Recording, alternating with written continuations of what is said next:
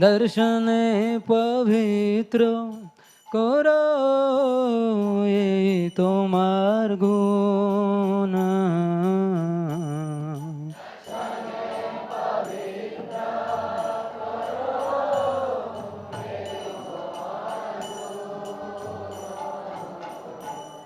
हरि स्थाने अपराधे तारे हरि नाम।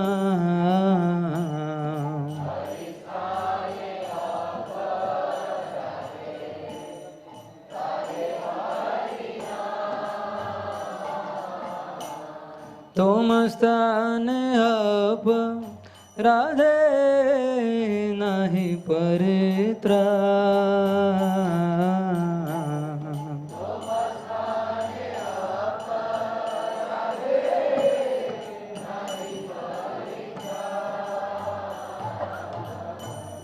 तुम्हार हृदय सदा गोविंद विश्राम।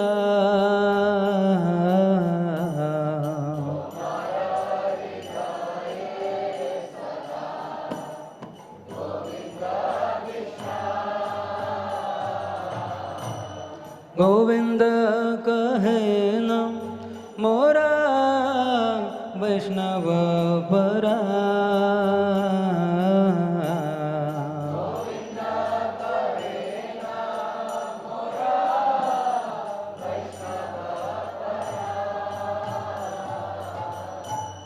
प्रति जन्मे कोरी आशा चरणेर धूले।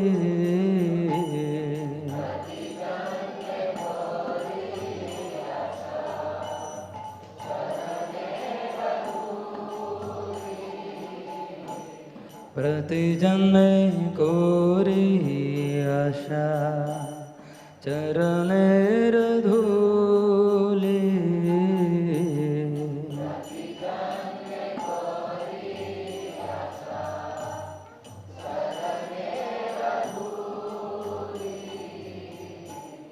नरोत्तमे कोरो दया अपनार बले।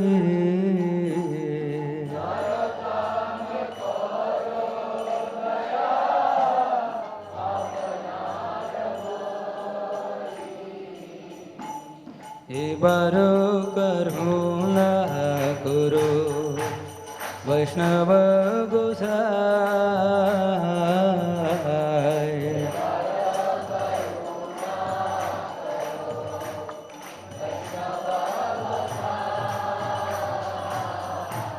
पतित पावन तोमा बिन के होना।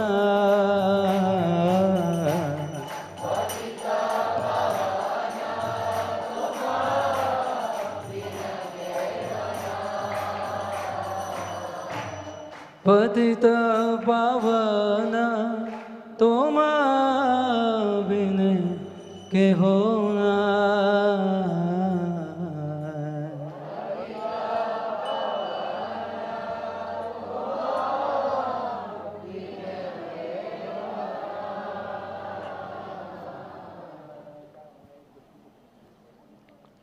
We'll sing the bhajan Krishna Tava Punya Habibhai, which was compiled by Srila Prabhupada himself.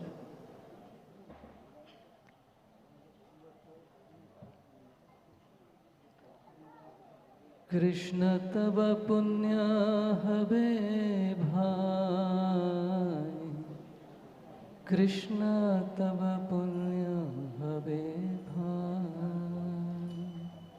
Krishna Tava Punya Habibhai, Krishna Tava Punya Habibhai, Krishna Tava Punya Habibhai, Krishna Tava Punya Habibhai, Krishna Tava Punya Habibhai, Krishna Tava Punya Habibhai, এই পুণ্য করিবে যাবে, রাধা রানী খুশি হবে, ধ্রুবাতি বলি তোমাতায়। এই পুণ্য করিবে যাবে, রাধা রানী খুশি হবে, ধ্রুবাতি বলি তোমাতায়। কৃষ্ণ তব পুণ্য হবে ভাই, কৃষ্ণ তব পুণ্য হবে ভাই। কৃষ্ণ তব পুণ্য হবে ভাই, কৃষ্ণ তব পুণ্য হবে ভাই। श्री सिद्धांत सरस्वती शचि सुत प्रियति, कृष्ण से बाजार तुलना। श्री सिद्धांत सरस्वती शचि सुत प्रियति, कृष्ण से बाजार तुलना। श्री सिद्धांत सरस्वती शचि सुत प्रियति, कृष्ण से बाजार तुलना। श्री सिद्धांत सरस्वती शचि सुत प्रियति, कृष्ण से बाजार तुलना। से मोहंत गुरु जगतेर मधे उरु, कृष्ण भक्ति दे ताई थाय। से महंत गुरु जगतेर मधे उरु, कृष्ण भक्ति दिलाय थाय। कृष्ण तब पुण्य हबे भाई, कृष्ण तब पुण्य हबे भाई। कृष्ण तब पुण्य हबे भाई, कृष्ण तब पुण्य हबे भाई। तारा इच्छा बलवान पाश्चात्य ते थान थान, होए जाते गौरांगेर नाम। तारा इच्छा बलवान पाश्चात्य थान थान, होए जाते गौरांगेर नाम। तारा इच्छा बलवान पाश्चात्य ते थान थान, होए जाते गौरांगेर नाम। तारा इच्छा बलवान पाश्चात्य थान थान, होए जाते गौरांगेर नाम। पृथ्वी ते नगरादि आ समुद्र नड नाडी, सकले लोय कृष्ण नाम। पृथ्वी आते नगरादि आ समुद्र नदा नदी, सकले लोय कृष्ण नाम। कृष्ण तब पुण्य हबे भाई, कृष्ण तब पुण्य हबे भाई। कृष्ण तब पुण्य हबे भाई, कृष्ण तब पुण्य हबे भाई। ताहाले आनंद होए तबे होए दिग्विजय, चैतन्य कृपा अतिशय। ताहाले आनंद होए तबे होए दिग्विजय, चैतन्य कृपा अतिशय। ताहाले आनंद होए तबे होए दिग्विजय, चैतन्य कृपा अतिशय। ताहाले आनंद होए तबे होए दिग्विजय, चैतन्य कृपा अतिशय। माया दुष्ट जत दुखी, जगते सबाए सुखी, वैष्णवेर इच्छा पूर्ण होए। माया दुष्ट जत दुखी, जगत सबाए सुखी, वैष्णवेर इच्छा पूर्ण होए। कृष्ण तब पुण्य हबे भाई, कृष्ण तब पुण्य हबे भाई। कृष्ण तब पुण्य हबे भाई, कृष्ण तब पुण्य हबे भाई। से कार्य जे करिबारे आज्ञा जदि दिलो मोरे योग्य नहीं अति दीनहीन से कार्य जे करिबारे आज्ञा जदि दिलो मोरे योग्य नहीं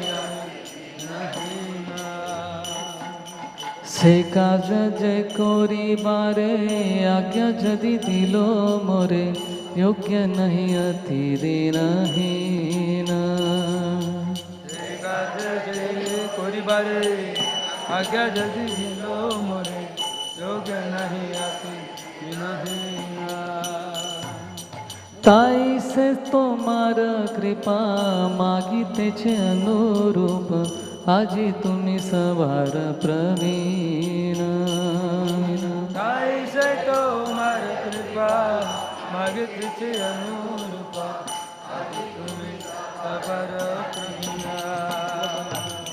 कृष्ण तव पुण्य हवे भाई कृष्ण तव पुण्य हवे भाई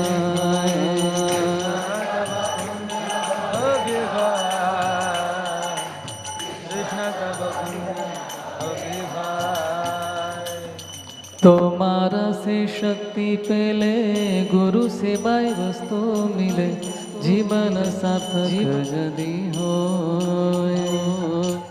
तुम्हारे से शक्ति मिले गुरु से बाई वस्तु मिले जीवन सार्थक तोमारा से शक्ति पेले गुरु से भाई वस्तु मिले जीवन सार्थक यदि हो तुम्हारे से शक्ति पहले गुरु से भाई वस्तु मिले जीवन सार्थक यदि हो से सेवा पाइले ताहाले सुखी होले तब संग भाग्य ते मिलो सेवा पाइले ताहाले सुखी होले तब संग भाग्य ते मिलो कृष्ण तब पुण्य हवे भाई कृष्ण तब पुण्य हवे भाई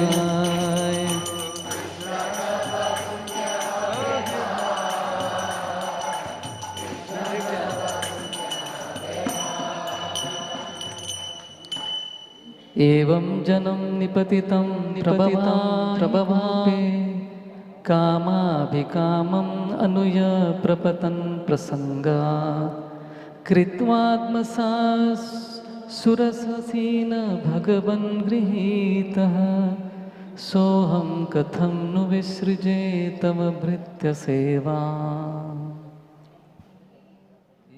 No need to reply.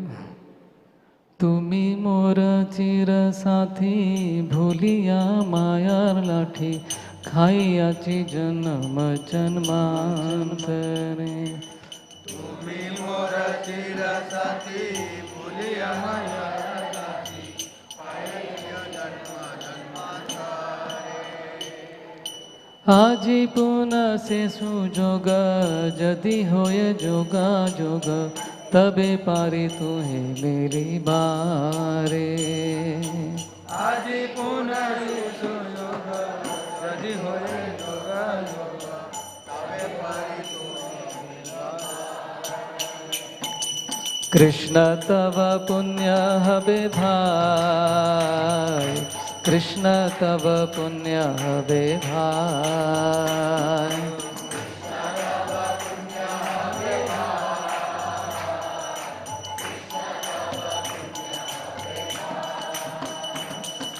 तोमार मिलन भाई आभार से सुख पाए गोचरण धूरी दिन भोर तोमार मिलन भाई आभार से सुख पाए गोचरण धूरी दिन भोर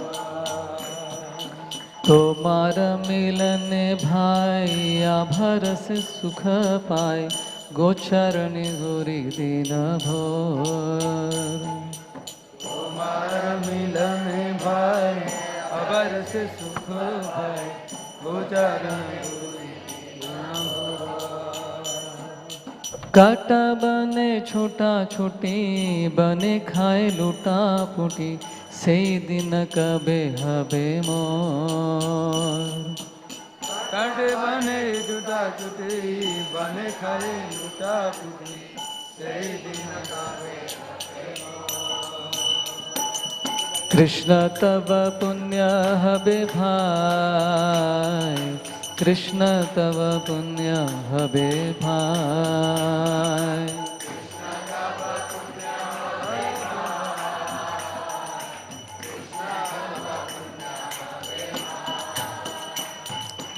आजी से सुविधाने तोमार स्मरण भेल बड़ो आशा दाखिलाम ताय आज से सुविधाने तुम्हारा स्मरण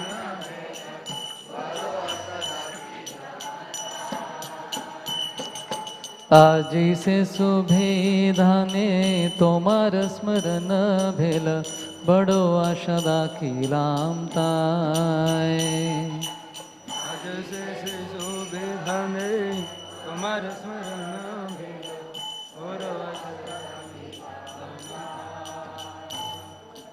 आमी तोमार नित्य दास ताई करित तुमी बिना अन्य गति नाय आमी तुम्हार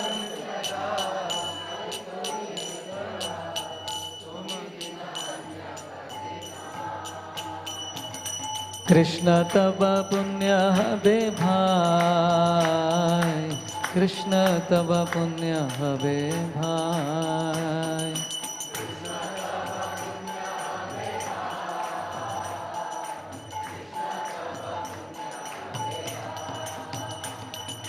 कृष्ण तब पुण्य हबे भाई कृष्ण तब पुण्य हबे भाई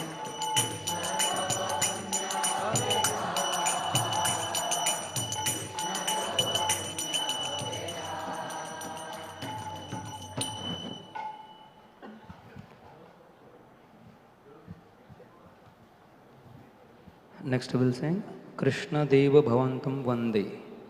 This is written by Srila Rupa Goswami.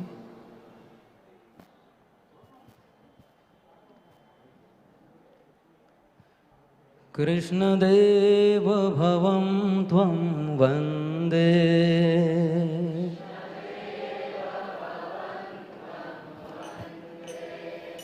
Krishna Deva Bhavam Tvam Vande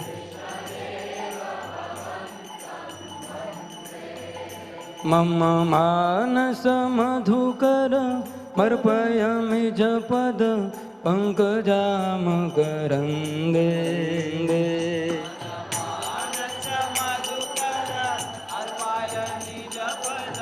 पंकजाम करंदे Krishna देव भवं त्वं वन्दे कृष्ण देव भवं वन्दे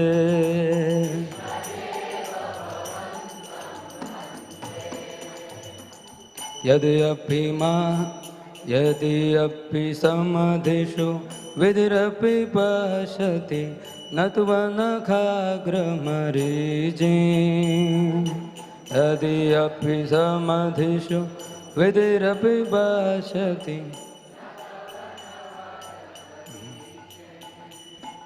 यद्यपि समधिषु विधिरपि पश्यति न त्वनखाग्रमरीचि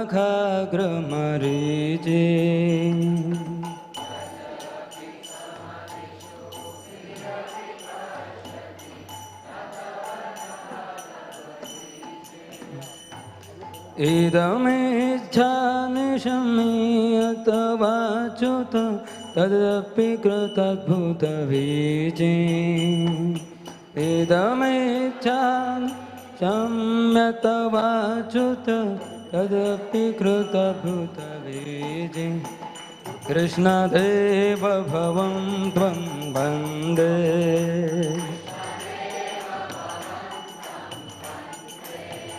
कृष्णदेव भवं त्वं वन्दे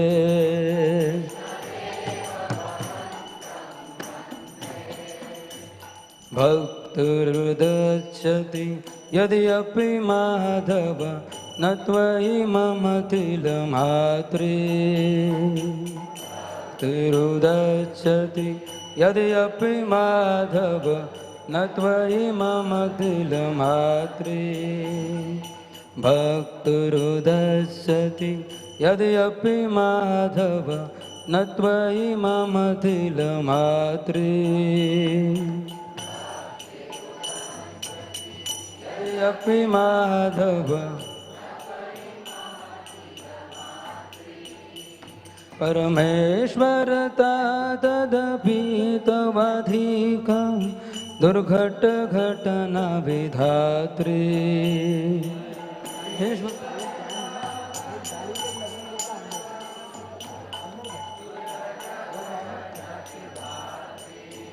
कृष्णदेव भवं त्वं वन्दे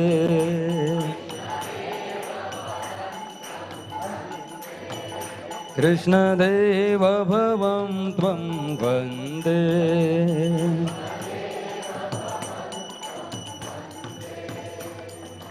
अयम् अभिलोलत यद् सनातन कलिताद्भुतरसभारम् लोतय यद् सनातन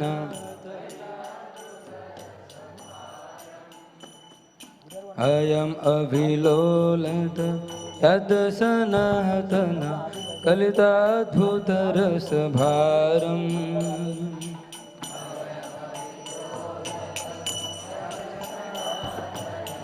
कलिताद्भुतरसभारम् निवसतु नित्यमिहामृतनिन्दति विन्दं मधुरिमसारम् सतु नित्यमिहामृतनिन्दति इन्दम् कृष्णदेव भवं त्वं वन्दे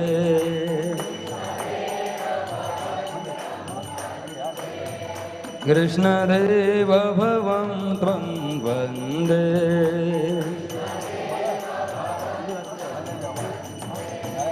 मम मानसमधुकर मर्पय निजपद पङ्कजामकरन्दे नजमधुकर मर्पय निजपद पङ्कजामकरन्दे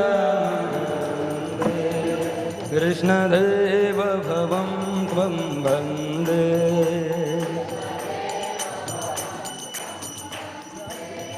कृष्णदेव भवं त्वं वन्दे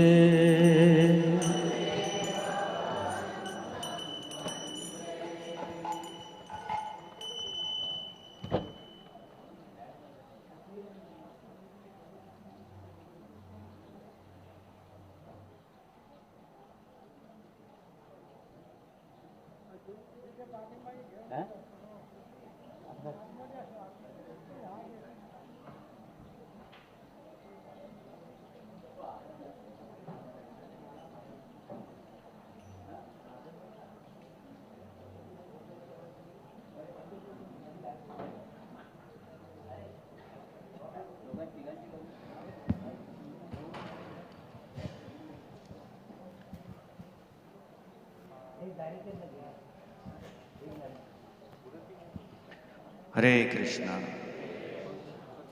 श्रील प्रभुपाद की जय। श्रील प्रभुपाद आविर्भाव महामहोत्सव की जय। So welcome all the devotees, guests and well-wishers for this very special program. Indeed a very special program for each and every devotee of ISKCON to glorify our Savior, Srila Prabhupada, the founder Acharya of ISKCON. So thank you for coming. We all know that yesterday was a very busy day, tiring day. Yesterday was a day when we invite so many guests to our temple and all the devotees are busy with so many services. And for some reason, for organizing purpose, we are having this program in the morning today. generally we have in the evening. But this time in the morning, and yet we're all thinking how many will turn up, and so many devotees have already come. So thank you for joining, and also thank you for all the devotees who have joined us online for this program to celebrate the most important day in the whole year, the celebration of our eternal Shiksha Guru, our primeval Shiksha Guru of ISKCON, Srila Prabhupada. So Srila Prabhupada plays a very important, vital role in everyone's life. In fact, whenever we travel and we preach, we come across so many devotees sharing their realizations about how Srila Prabhupada has touched their lives. Srila Prabhupada, through his society, through his books, through his disciples, through his devotees, Srila Prabhupada has touched each and every devotee's life. In fact, many of us have not even seen Srila Prabhupada, met Srila Prabhupada physically, but no one feels that I'm missing Prabhupada, kind of, I never saw him, so everyone feels very connected to Srila Prabhupada. And the first thing ever we do when we enter temple hall is first without fail, we don't have to remind it that please go to Prabhupada and offer obeisances. Directly we go there, right? It's not like a training program. Abhi, kyun nahi gaya udhar? Kyun nahi gayi udhar? Somehow that our heart goes to Srila Prabhupada, we offer obeisance to Srila Prabhupada, pray to him, and then through Srila Prabhupada we approach our deities and get their mercy.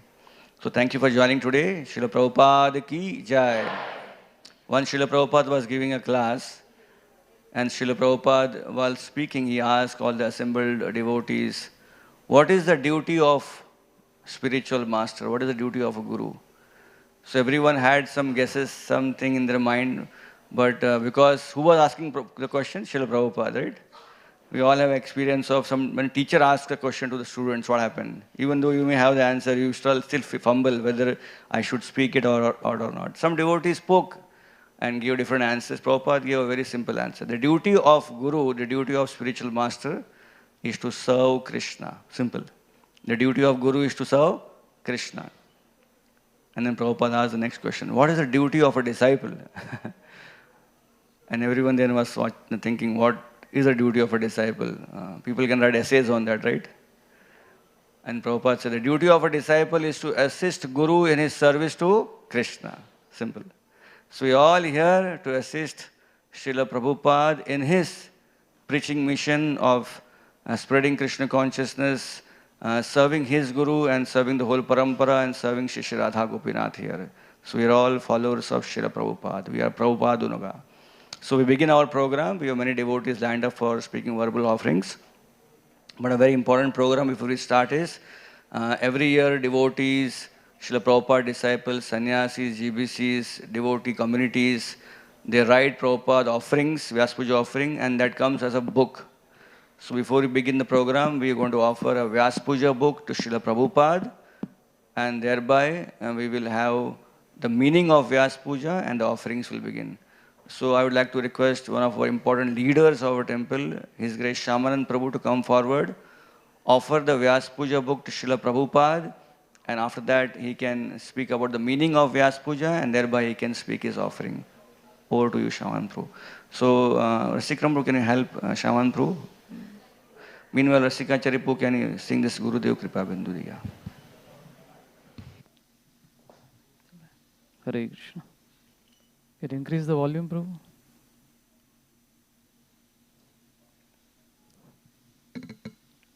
Hare Krishna.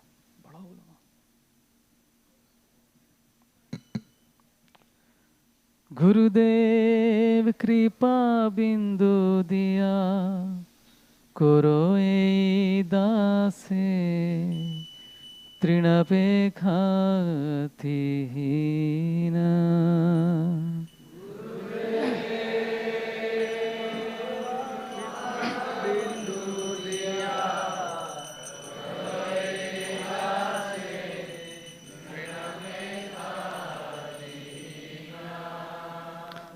Gurudev Kripa Bindu Diya Koro ei dase Trinapekha Tihina.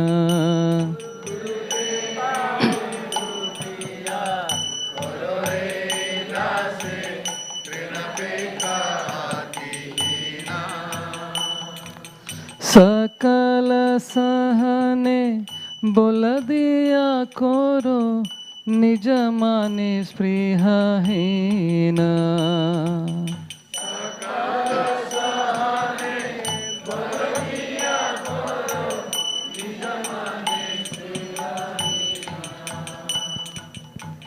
Hare Krishna. Krishna. Thank you, Shaman Prabhu, for offering the Vyas Puja book. He's also offered the gift set which we had made in book distribution marathon. It's newly arrived with a new look. Thanks to Rasik Raman Prabhu for offering this to Srila Prabhupada again. This set is now available also for further distribution, and Shaman Prabhu also will give some understanding about that in his speech. Hare Krishna.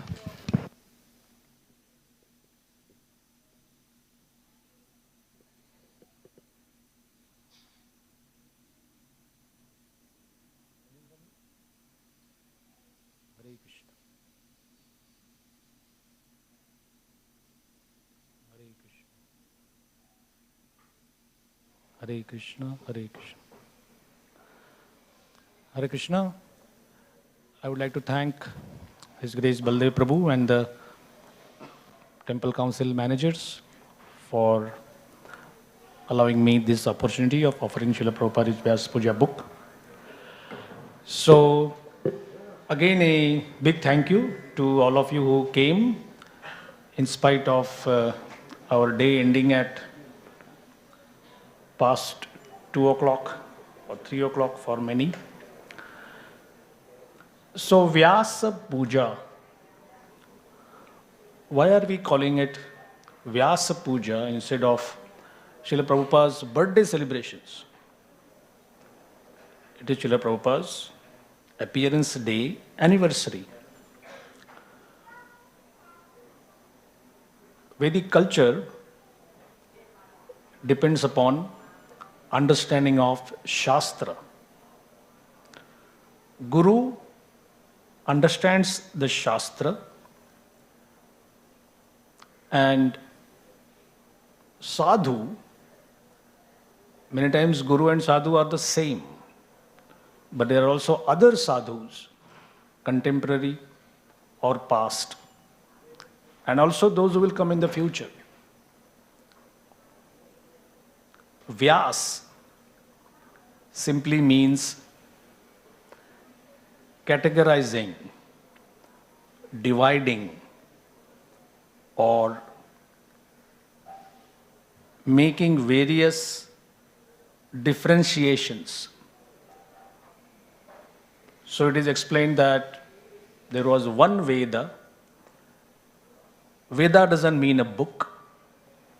Veda means knowledge. That knowledge came in the form of a written format, and that was done by Vyasadeva to help people, you and me, especially of Kali Yuga. Surprising as it may sound, but in the first 3 yugas, people had such excellent memories that there was no need to put anything in the writing. People could remember. So Gopi Parandhan Prabhu, our ISKCON scholar, he describes how, let us say, in the midst of this hall, there is a huge pile of ornaments, silver, gold, diamond, rubies, pearls, gold coins. And for the sake of classifying, we all divide gold ornaments this corner, silver this corner, coins that corner, and precious stones in that corner. Nothing is taken away from this room. Everything stays as it is. But now we can say, this is this, this is this, this is this. So similarly, one Veda is made into Rig, Sam, Yaju, Atharva. As simple as that. The one who did it is Vyas. Veda Vyas. In every Chaturyuga, some personality plays the part of Veda Vyas. Our particular timeline, it is Krishna himself who came as Veda Vyas. So, all the gurus, all the acharyas, they never claim that this knowledge is mine. I studied it. I patented it. This book is mine. This knowledge is mine. I hold the intellectual property rights. They say, I am merely a representative of Vyas. Vyasochistam.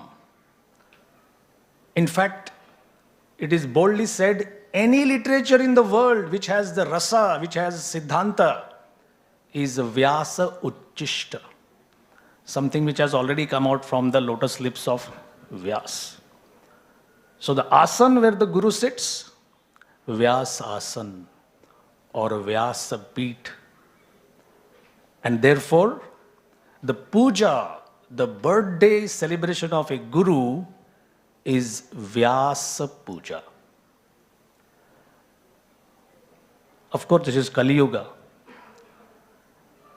Anybody seen up, the first thing in an envious mind is to bring it down. Srila Bhaktisiddhanta Saraswati Thakur, I mean, what kind of humility is this?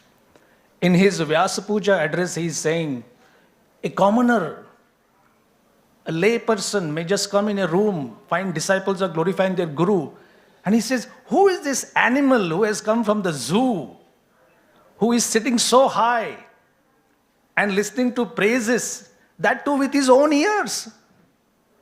Doesn't he have any shame? And he says, what can be done? It is the duty of the disciple to use his tongue to glorify his Guru. Not maintaining that the Guru is great, but the Guru is serving the great. So this is a short summary of understanding of why we are doing what we are doing. As Baldev Prabhu mentioned, hardly anybody could be there in almost all the worldwide temples, except for a few dozen, maybe in Vrindavan, Mayapur, Los Angeles, that those who served Prabhupada, those who came in touch with Prabhupada in a physical way. But we are also told that Guru's association doesn't depend on the vapu, the body. With his vani, with his instruction, you can be 100% in touch with the Guru.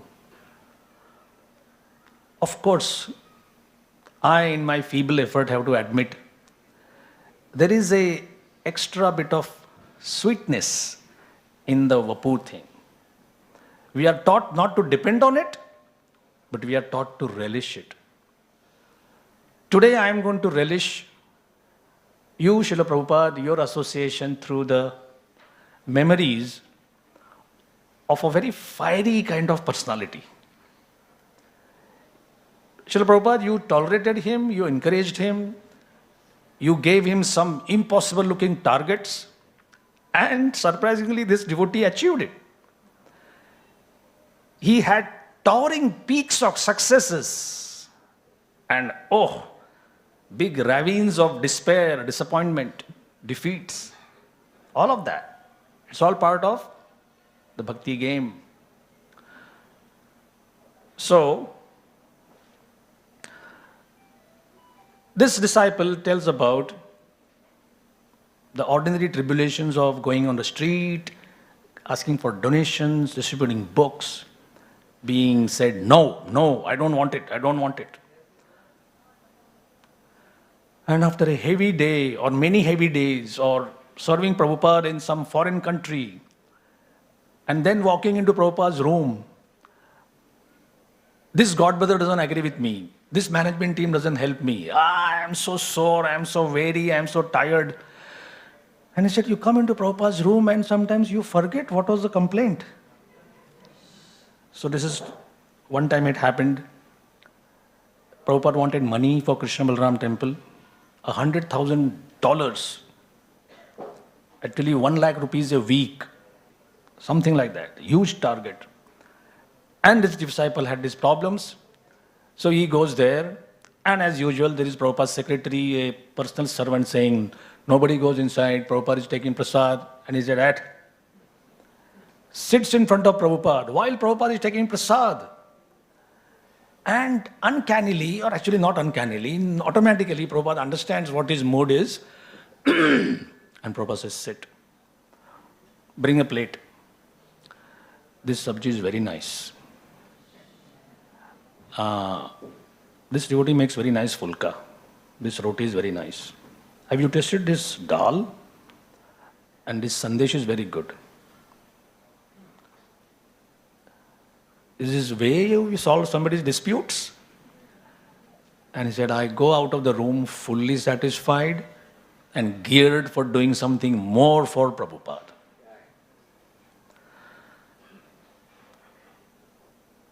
Just see sometimes how devotees are so much in tandem with their guru. He just thought, let me buy Prabhupada a watch. He was in Japan. A Seiko, some of you might have heard this brand name. They came with the latest watch.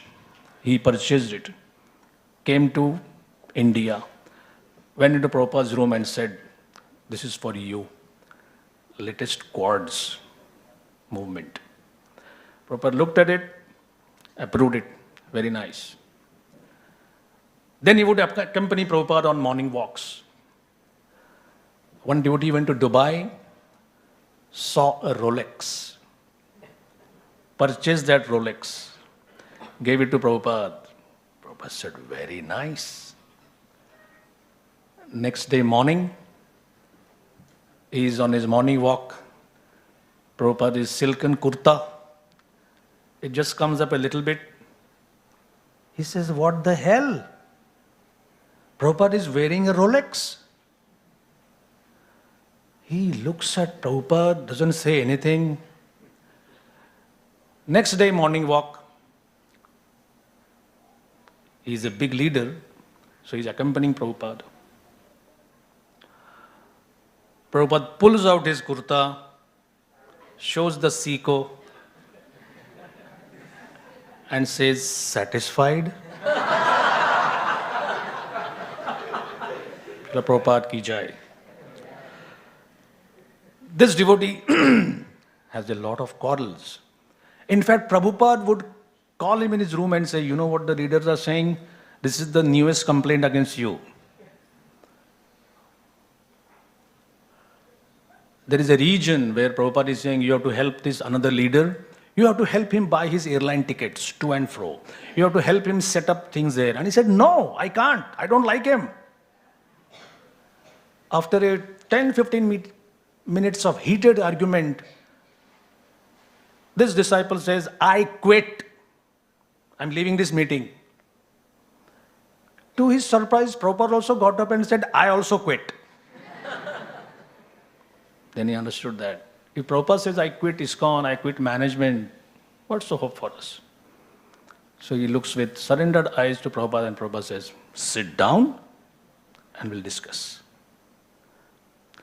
The last thing is when one disciple left, Prabhupada liked him. He and his wife, they were serving so nicely. This was in Hawaii. Prabhupada said, this next month we are going to Hawaii. And he said, are we going to scout for that land proposal? Prabhupada doesn't say much. They land in Hawaii. Prabhupada doesn't give much importance to the land scouting.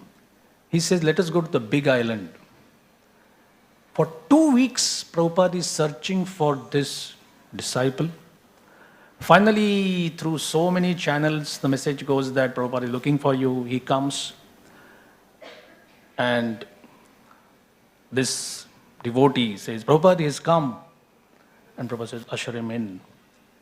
And of course, he said it is impolite to just go in. So he said there was a crack in the door. So I just listened and I also saw what's happening. Prabhupada reminisced about the services done and said, "Why did you leave?" No answer. And then what Prabhupada said brought tears to his eyes, and also Prabhupada had tears in his eyes. Prabhupada said, "Am I to be blamed that you left the movement? Is something that I have done which has disappointed you, which has hurt you? I am sorry if I am wrong, if I have not satisfied you in any way." This disciple who had left was speechless. And Prabhupada had tears in his eyes. He meant every word. So, this is just one tiny fragment of an atom of what kind of personality Srila Prabhupada is to keep this, what is described as, by one astrologer, this boy will build a house in which the whole world can live.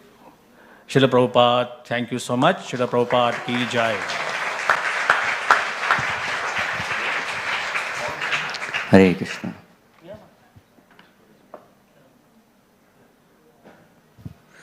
Thank you, Shaman Prabhu, for such a wonderful offering. I was hearing Shaman Prabhu and I remembered a very beautiful offering. Actually, the theme of the offering was Prabhupada knew everything. So this is Radha Kund Mataji, Yashomati Nandan Prabhu's good wife, and she recollected a very beautiful pastime, how Prabhupada knew everything. So this is something which I want to read because those exact words bring out a lot of emotions. One time when Prabhupada was coming to Mumbai, she writes, "He's arriving, but I could not go. I had a really high fever of 104. I was told you will die." Devotees, Janma Mrityu Jara Vyadi. Those time devotees were special. So she was told you will die at 104-degree fever. And she thought, I'm going to die, let me lay down and just chant Hare Krishna. But she was thinking, everyone is going to receive Srila Prabhupada, I am not going. So this is death before death. And she was thinking, Prabhupada is there, I am not receiving Prabhupada, I am missing Prabhupada. And Prabhupada arrives in Mumbai, and one devotee comes running. Prabhupada was asking about you, where are you? And she was thinking, I'm such a small person, I'm not even a leader of this temple. But I was thinking of Prabhupada intensely, and Prabhupada also reciprocated by thinking about me. And she also mentions that many times she recollected how Prabhupada was very much conscious of what I was doing. So she mentions one more story about how during initiation of her, she was thinking that I should get some name close to Radharani. And then Prabhupada called her and gave her the name Radha Kunda Devi Dasi. So you can see how Prabhupada knew everything. She also mentions during one Bhagavatam class, she was thinking that I am chanting every day, but I don't have a drop of love for Krishna. I'm just pulling my both beads, inside and outside beads, right? The counting beads and the chanting beads. And then Prabhupada speaks in the class, without a doubt, in this very lifetime, you will get love for Krishna. And then she thinks maybe it's a fluke, just a coincidence. And again Prabhupada says in the end, and without a doubt, you should know without a doubt that in this very lifetime, you will get the love for Krishna. So Prabhupada knew everything. And she mentions about one more god sister of her, Kusha Devi Dasi from Hawaii. And that was the day of initiation. So someone had told her initiation means you should sit on a kusha grass. So she was looking all over Hawaii for kusha grass. And finally she got something. So for her, she got a kusha grass mat and she sat. And Prabhupada gave her the name Kusha Devi Dasi. So everyone, actually, I mean, every one of you will all agree with me that Srila Prabhupada has given us so many gifts. But one of the most precious gifts Srila Prabhupada has given us is in form of his disciples, right? Because of Srila Prabhupada disciples, we have, even though we have not met Prabhupada, but we can feel Srila Prabhupada with us.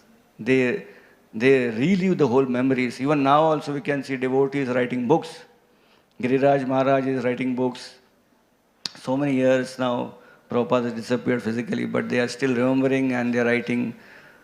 So it's a very wonderful moment to be here and hear about Srila Prabhupada and also hear about Srila Prabhupada from the realizations of devotees, the second generation devotees here.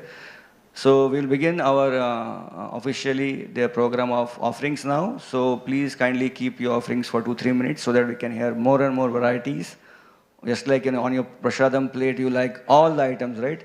And you want all the items, you keep the items limited.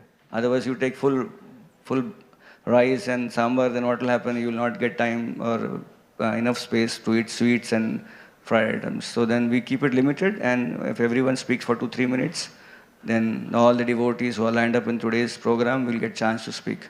So we'll begin with His Grace Nanda Dulal Prabhu. Meanwhile, Pradyumna Mishra Prabhu, please be ready. Hare Krishna.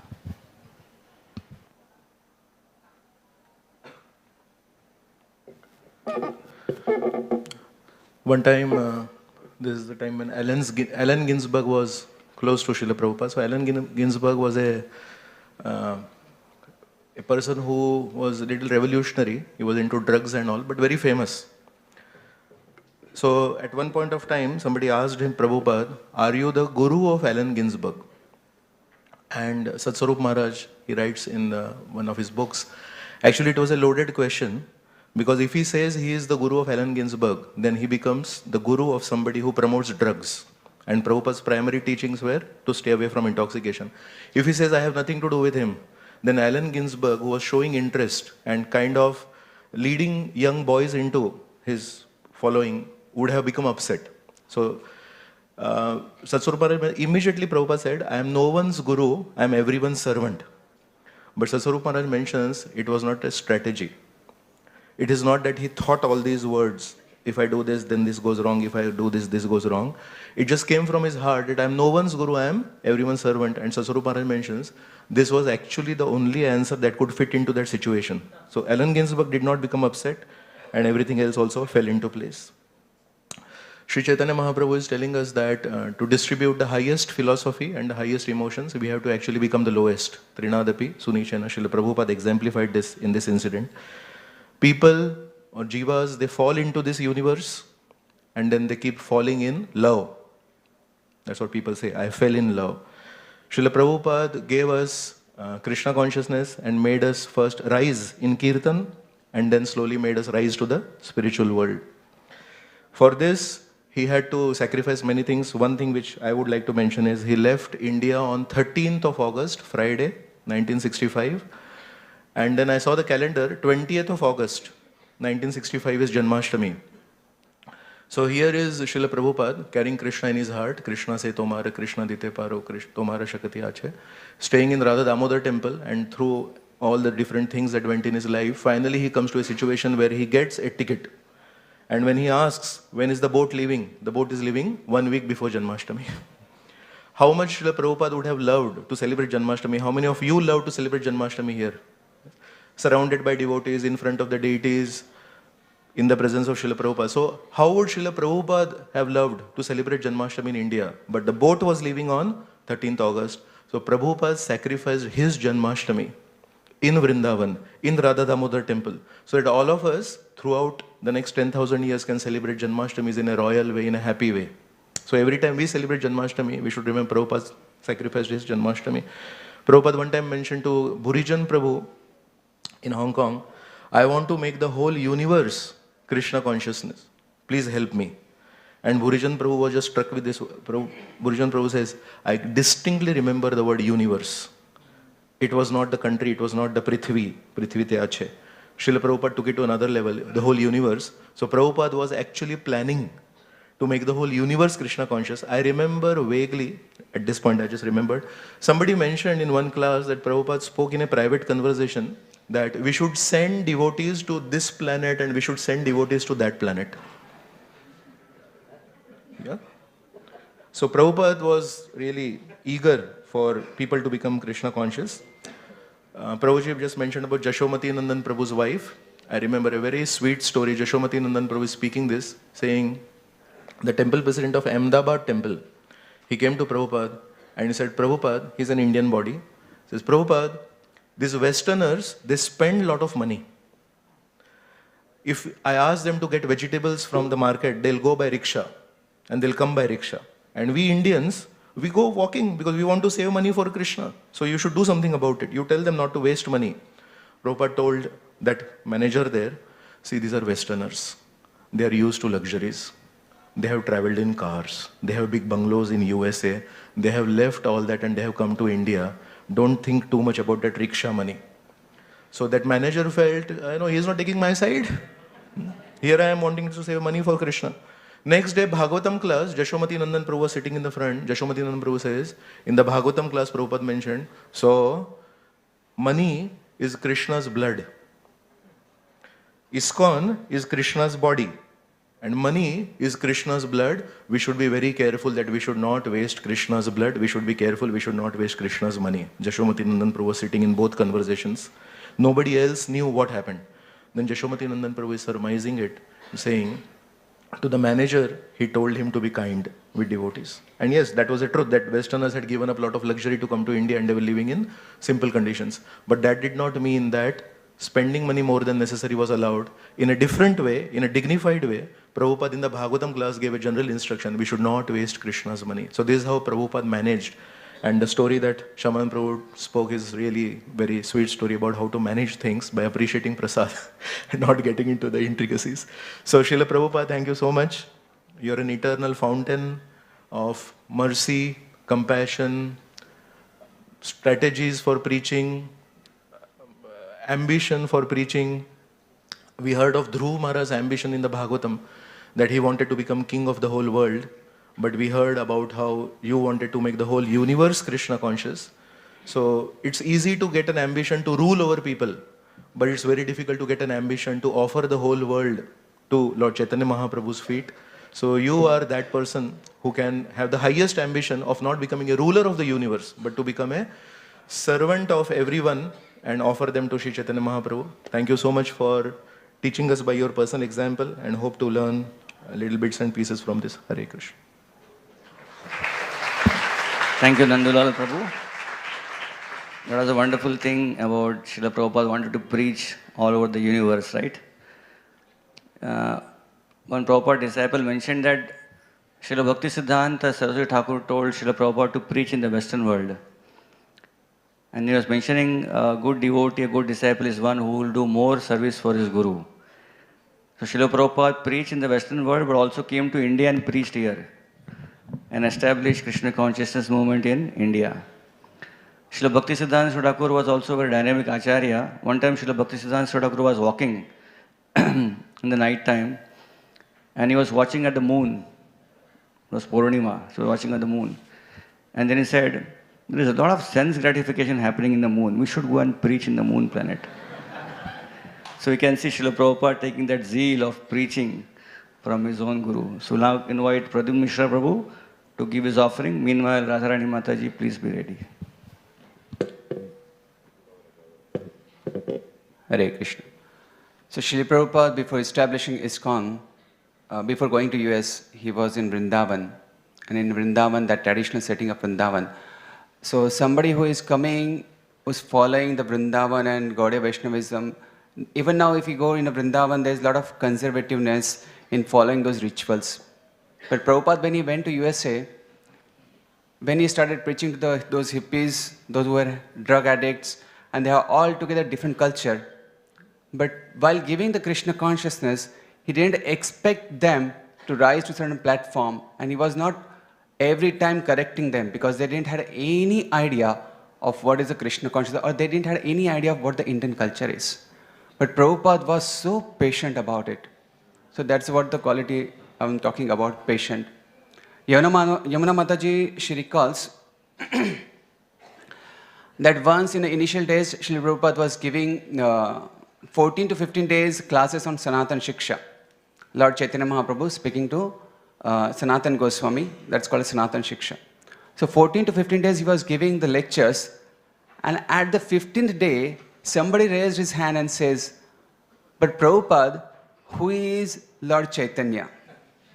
And to that, Prabhupada says, that is very important question you have asked. That is very important inquiry.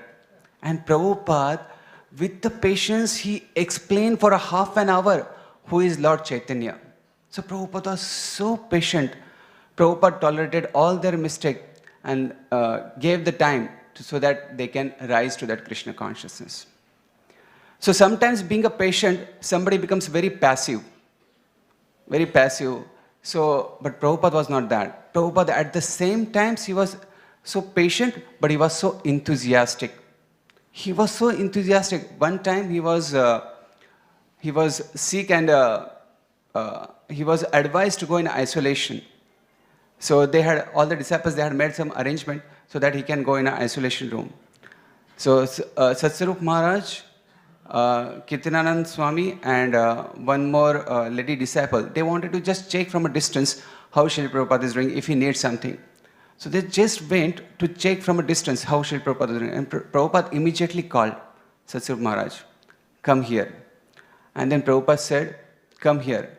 And then he said, Kirtananand Swami, you take the role of impersonalist and both of you, you take the role of Vaishnava. And you defeat all those arguments of impersonalist. And I will see that debate. And Prabhupada was enjoying that debate. Even in that condition where he was advised to take a rest, but he was enjoying. And when the impersonate arguments was growing heavier and heavier, and the other two Vaishnavas, they were not able to answer it so well, Prabhupada jumped on his bed, stood up, and he started speaking, and he is defeating all those arguments. So that was the enthusiasm Prabhupada had. That was like a childlike enthusiasm to give to the Krishna consciousness, to spread that Krishna consciousness. So Prabhupada had such an amazing combination of patience and enthusiasm. Sometimes being patient, we become oriented by what could be when could the results will come? When will the results will come? So Prabhupada was preaching, Prabhupada wanted the whole world to be Krishna conscious. Whole world to be Krishna conscious, but he was so patient with all those things. So spreading Krishna consciousness, he was so enthusiastic. And when the results don't come, then actually our eagerness fades away. But Prabhupada, he never let that happen. So he was enthusiastic, at the same time patient. And that gave rise to that characteristics of bhakti which actually blossoms. That is called ever freshness. Ever freshness. And that's why we see, even in the ISKCON world now, why is there so many youths who come to take up to the Krishna consciousness very seriously? Because they are seeing that ever freshness of bhakti that Prabhupada actually highlighted, that Prabhupada has shown by his example, and that Prabhupada has given to all of us. So I pray for the blessings of Srila Prabhupada, that let that ever freshness be also be bestowed upon me in practicing bhakti. Thank you very much. Thank you very much, Pradhan Mishra Prabhu. Wonderful offering. I'd like to call upon Radharani Mataji. Meanwhile, Vishaka Priya Mataji, please be ready.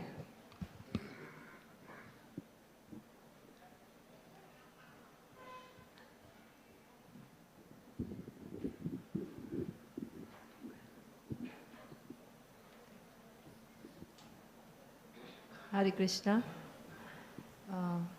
People build houses, build homes, and many times people build second homes also. But we, the devotees in ISKCON, we have not even thought about it sometimes, we have not even asked for it, but we have got many homes, not just second homes, but many homes, and not just in one place, but all over the world. Srila Prabhupada, you have rightly, people have said that you have built a house in which the whole world can live. How is that possible? Because you have built homes everywhere in the world.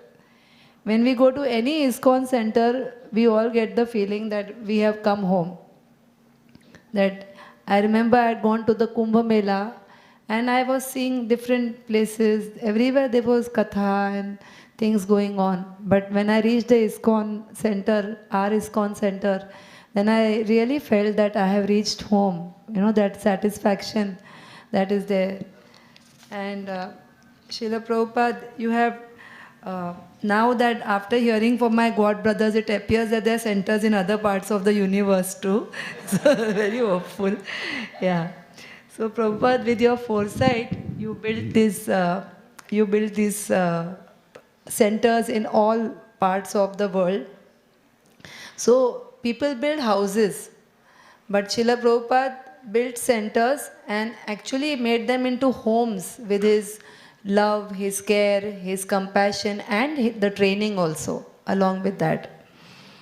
Now your disciples and grand disciples are carrying forward that legacy. Srila Bhaktivinoda Thakur in his bhajan Shuddha Bhakta Charana Renu, he describes all the devotional practices that a bhakta should adopt in order to develop Krishna Prem, in order that our Bhakti Lata Bij is nourished. So Srila Prabhupada, you have taught us all this, and you have also made it possible for us to follow and adopt these practices with all the facilities that you have given, the temples, deity worship, Srimad Bhagavatam classes, your books and your incredible Bhaktivedanta purports, the association of devotees, and so many other things, kirtans, yatras, dramas, festivals, so on and so forth. So you have given us so much. I pray that somehow if I can contribute like a squirrel, so that I can contribute to carry forward the legacy that you have given. Thank you, Srila Prabhupada. Thank you, Radharani Mataji. Request Vishaka Priya Mataji to give her offering. Meanwhile, Krishna Chandra Prabhu, please be ready.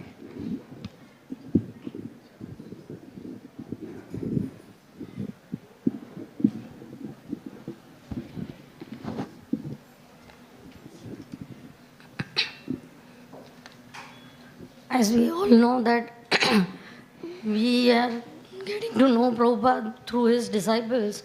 So I was just remembering Hari Sori Prabhu's words that how it is very, very difficult to glorify a brilliant figure of mercy like Srila Prabhupada, who has rarely been seen on the stage of human life. I mean, these are such choicest of words that no matter how much we try to glorify Prabhupada, it's very, very difficult to even understand the extent of what he has done. Like every year, this day of Prabhupada's appearance day comes to just increase our appreciation and deepen our understanding of his personality and his teachings, and to try to understand who is this remarkable person called Prabhupada, who touched the hearts and minds of so many of us around the world, and what was his ability to inspire his disciples to create a worldwide, ever-expanding movement. In spite of being a world leader, how could he be so personal with so many people at the same time? He felt sad if his young disciples faced personal or spiritual problems. He felt never-ending joy as book distribution exploded, his concern for the health of a sick disciple, his meticulousness to save Krishna's money, and he was never too busy to reply to every letter written to him, and above all, his fierce compassion and determination to spread Krishna consciousness in spite of his challenging health.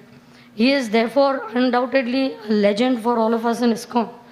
How he had the mastery over literally everything.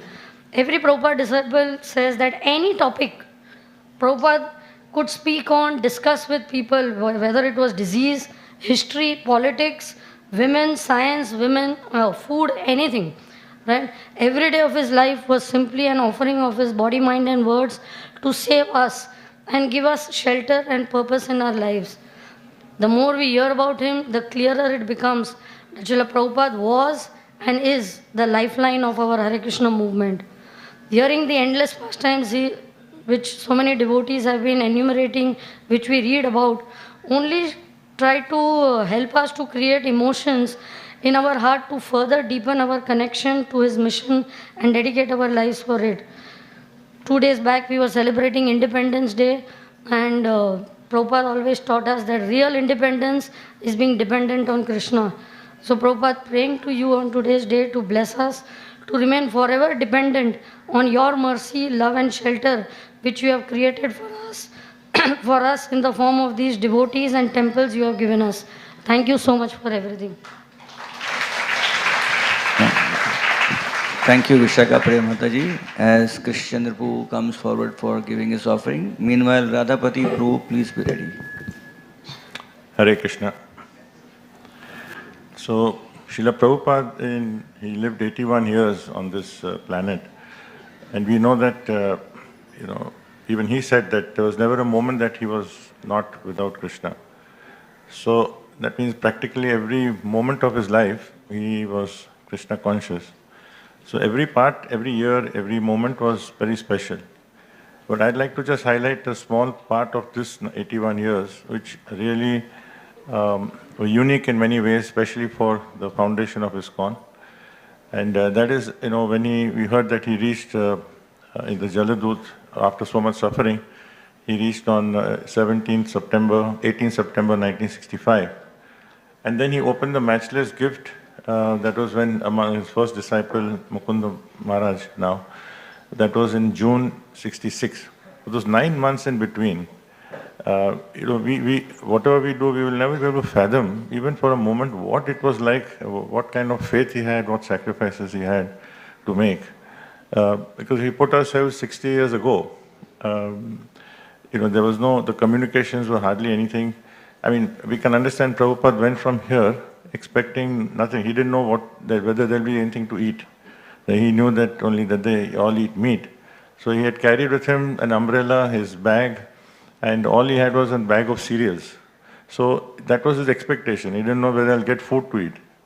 And we also know from His Holiness Radhanath Maharaj's book, he says that when he came to India at the age of 20, till that time he had never met an Indian. So, that is the state of America when Prabhupada went there. And that too, a 70-year-old man and the kind of situation that was there. So in those 9 months, he changed 6 residences. I mean, he was either forced to change or he had to change because he was not getting the desired support. He was almost killed. He had to run down 4 floors because this one madman had taken overdose of drugs. He was spending time in an environment where we won't even walk for a second. Complete filth, vomit, people were drunk. So even on the doorstep when he goes up. And he was very blissful, he was very happy. His consciousness was just remarkable. I mean, it's not like a Hindi film movie that we know the happy ending. Because he had just full faith in his Guru and Krishna. So he was going through all these things and he never lost hope. In those 9 months, he wrote to Indira Gandhi. He wrote a letter to Padam Singh Singhania. He wrote to his god brothers please help me, there's so much opportunity. He was so optimistic, He's telling this bus conductor who's just sitting on the bench next to each other, and he's telling him that only time separates, we have hundreds of temples.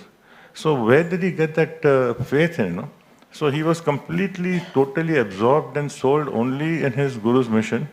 And in that, he had so much of satisfaction and happiness that he had never seen snow before in his life. When the first time, the snow in the winter, it's freezing cold, minus 20, 30 degrees. And he thought that there's cotton. When he looked at it, it was so cold.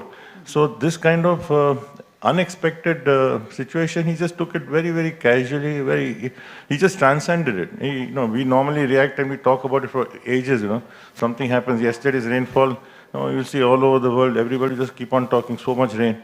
He was just completely. He knew exactly what was just the minimal issues and what were the major issues. His focus was only on dealing with his Guru's his expectations. And so today, on this particular day, I just pray that we can keep this kind of enthusiasm of offering to Srila Prabhupada constant. That he had that kind of faith. If we get even the smallest bit of that faith that he had in his Guru, for us that would be really enough. So that can go through all the struggles and see it the way because the kind of struggles he went through.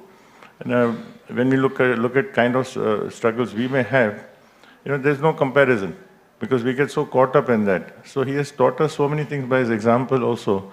So, and then from 1966, when success came, he was the same.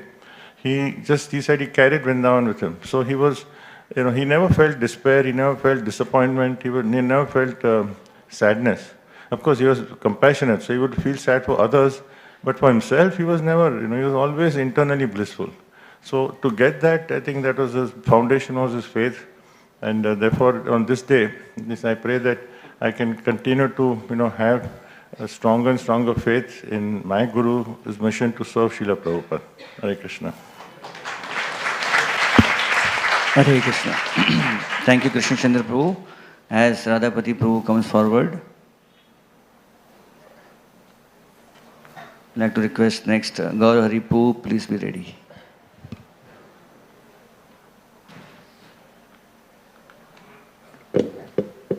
Jai Srila Prabhupada.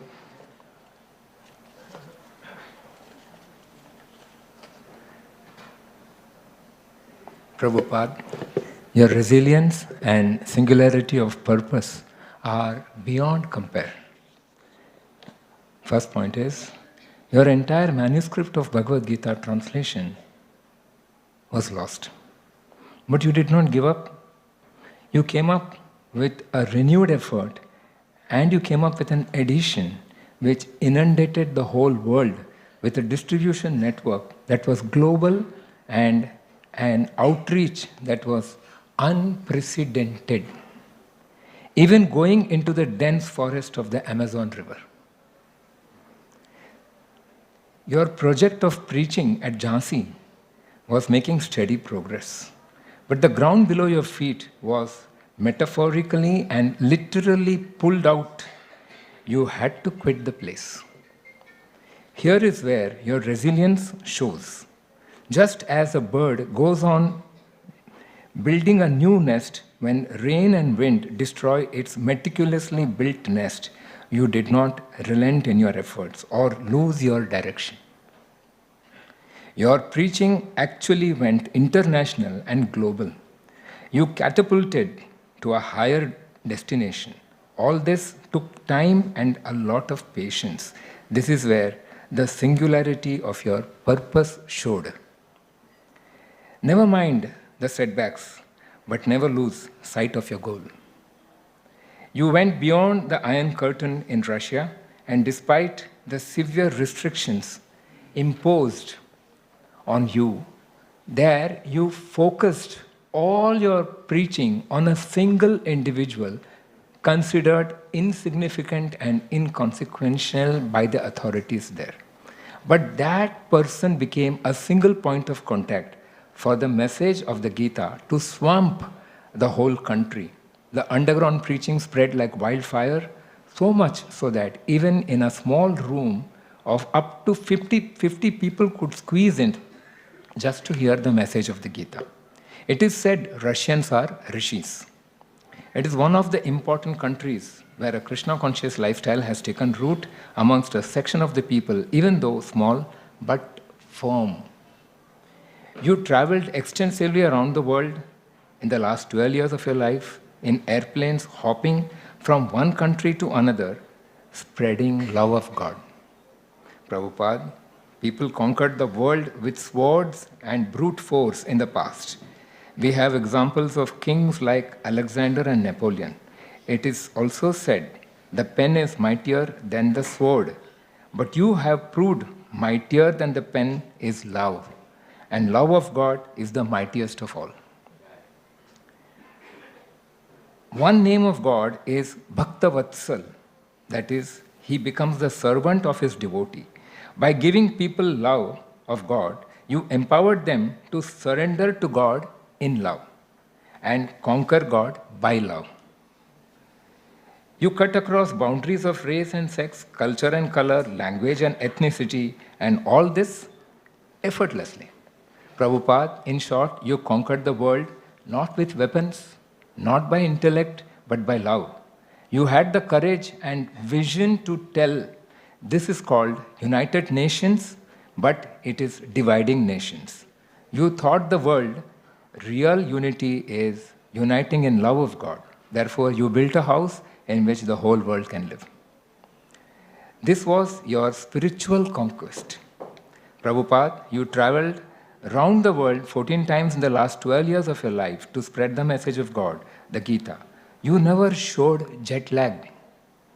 Your message traveled faster than the jets to continents across the oceans. Actually, the jets lagged behind you. When you started on your mission in 1965, you went by Jaladuta on a cargo ship unnoticed. When your mission was accomplished, 12 years later, you had constructed 108 temples across the globe, spanning the whole world. You went in like a needle and came out like a plow.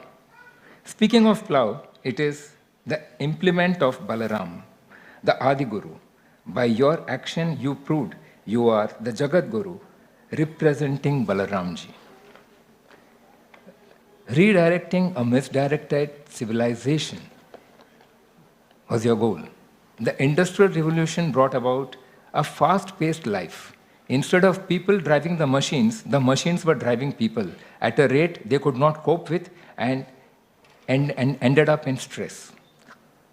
People were searching for happiness in material prosperity. The disillusioned younger generation of the United States became hippies. Krishna took his messenger, you, Srila Prabhupada, to rescue them, the hippies, from drugs and disillusionment. You gave the world the Maha Mantra and de-addicted the drug addicts and showed them where true happiness lies, in unalloyed, loving devotional service to Krishna. Thus, you redirected a misdirected civilization. The greatest wonder, Prabhupada, is your movement ISKCON, International Society for Krishna Consciousness, because it has grown manifold times more after your physical departure in 1977. You said, ISKCON is your body and your spirit will always live in it and guide it. That has been proved. From 108 temples, today we have more than 600 temples and so many farm communities to balance the ecology of the world damaged by pollution. The translation of scriptures like the Bhagavad Gita, Srimad Bhagavatam and Chaitanya Charitamrita and other literatures you announced will be standard textbooks for the next 10,000 years. By this action, you have made people shift their attention from material life, that is the body, to spiritual life, that is the soul and super soul, that is God. In short, you have touched the whole world spiritually or given a spiritual touch from physical to metaphysical, the spiritual touch. What matters is matter in this world of matter. For the soul, however, it just does not matter. For the soul, what matters is love of God. He is the whole and we a tiny soul. Infinite is the whole, infinitesimal the soul. Though separated, fully integrated. We cannot know God by our comprehension, but He reveals Himself by His compassion. For us, Srila Prabhupada, you are God's grace. So we address you as His divine grace. This knowledge you shared to save us from darkness and opened our eyes to behold His brightness. We bow down to you, touched by your greatness, and secured we feel in your embrace of kindness. Your Dasanudas. Hare Krishna.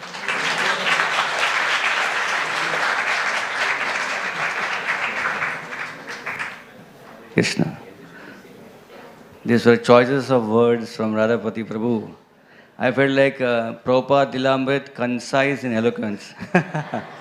Thank you, Radhapati Prabhu, for taking out your time and making this wonderful offering.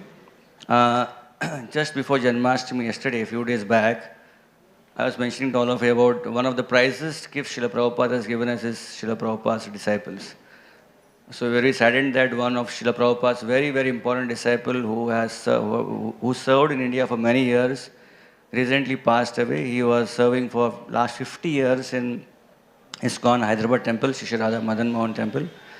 So taking the clue from Radhapati Prabhu who gave the whole Lilamrit in eloquence, I am reading offering a small memory of Anandmaya Prabhu, Srila Prabhupada disciple in Hyderabad, what he wrote about what he saw Srila Prabhupada when Prabhupada first came to Hyderabad. So he writes that Prabhupada was in Vrindavan and there were some meetings and Prabhupada gave classes on nectar of devotion. Immediately after that, Prabhupada came to Hyderabad. So the first time Srila Prabhupada was coming to Hyderabad. This place where Prabhupada spoke was the exhibition ground. It was in the center of Hyderabad city. 10 days Prabhupada gave lectures and led kirtans. There were quite a number of devotees there, maybe at least 50 devotees who came with Prabhupada. And it is mentioned that not less than 5,000 people every day gathered to hear Prabhupada and see the whole gamut of Krishna consciousness Prabhupada had got from all over the world. In the morning, around 200, 300. In the evening, thousands of people were coming, gathering to hear Srila Prabhupada. This was the beginning of our mission in Hyderabad. And many chief guests, many very important elite members of the community in Hyderabad, they all had come to hear Srila Prabhupada because they had knew that Srila Prabhupada had gone to America and made many Westerners into devotees. So they all had come. One of them, a gentleman, Mr. G. Pulla Reddy, who had a sweet shop in Hyderabad, was so impressed by Srila Prabhupada, he came forward. Prabhupada just spent a few days in Hyderabad. He came forward to donate a piece of land measuring about 950 square yards in the center of the city. Prabhupada accepted it. And this is the ISKCON Hyderabad temple abides, which stands very tall amongst all the temples here. Prabhupada established, installed the deities of Radha Madan Mohan there. And so Anandamayi Prabhu recollects more that at a time in Hyderabad, there had not been any rain for at least 1 year. During the last monsoon, there was no rain. But during our program there, in the last 2-3 days, the rain started. And Prabhupada mentioned this is because of our kirtan. And even in newspaper it came that Sankirtan has led to rains. So this is a small offering from Anandamayi Prabhu. So Anandamayi Prabhu recollects that how Srila Prabhupada was a missionary. Srila Prabhupada would create waves, sensations. And no wonder in 12 years Prabhupada went all over the world 14 times and established 108 temples, as devotees saying 108 houses. So Prabhupada would always say that my disciples should do more than me, my followers should do more than me. So as Gaur Haripu comes ahead and makes his offering, Gaur Haripu is one of these devotees in our generations here. Recently he was very much, he had done a very big accomplishment. I don't even know what exactly it means, but 30 great minds in the field of AI, right? Something like that, Gaur Haripu. So Gaur Haripu is here. So Prabhupada will be very proud to have one of his followers in ISKCON doing a great job in such a big, wonderful way. So thank you for Gaur Haripu coming here. Meanwhile, Kishori Mataji, please be ready. Srila Prabhupada ki Jai. Srila Prabhupada's life is a timeless example of how grand, uncompromised divine vision. I repeat, a grand, uncompromised divine vision. And on the other hand, grounded action, which is infused with humility and absorption. I repeat, grounded action, which is infused with humility and absorption. They both can come together to transform the world. And this actually deeply inspires me every moment in my life, Srila Prabhupada. I'm very grateful to Baldev Prabhu for those words. But Prabhupada, your grand expansive vision, in Leelamrit we read, you were living in humble quarters in Radha Damodar temple. You envision spreading Krishna consciousness across the globe. He was already planning international travel, printing books, and having centers worldwide, as revealed in his conversation in New York on a humble street side bench. This was all long before any visible support. As Radhapati Prabhu also beautifully expressed, Srila Prabhupada stood firmly even after all the copies he had brought to the US from India were lost. That clarity of purpose, despite zero resources, sometimes negative resources, mirrors Srila Prabhupada's spirit to serve everyone, both those who are privileged, but also especially those who are not privileged. One of the most inspirational episodes as I moved from Prabhupada's grand vision to grounded efforts was when Srila Prabhupada noticed some children, they were struggling and fighting for food in the vicinity of dogs. Srila Prabhupada wanted every ISKCON temple to embark on the Food for Life program. And yes, with that pastime, I naturally meditate on how Srila Prabhupada had his firmly feet on the ground. We've been very fortunate to get a lot of association of Srila Prabhupada's disciple Yamuna Mataji. And one thing she would always repeat, including several of the memories, is not only Srila Prabhupada's feet were always firmly on the ground, his hand was also firmly in the bead bag. Walking all the time with japa, with very, very absorbed Hare Krishna, Krishna Krishna, Hare Hare, Hare Rama, Rama Rama, Hare Hare. Even in the midst of so many activities, chanting every syllable of the holy name in the most loving, absorbed, meditative manner. We see in Boston Harbor when he arrived with just 40 rupees and a trunk of books. He wrote in his diary, Kashtera Putali Jata Nachao Se Mate. I'm just a puppet in your hands, Krishna. Make me dance as you like. Even while envisioning a spiritual revolution, he focused on practicalities. From cooking khichdi himself, not only that, washing plates until someone offered to wash those plates.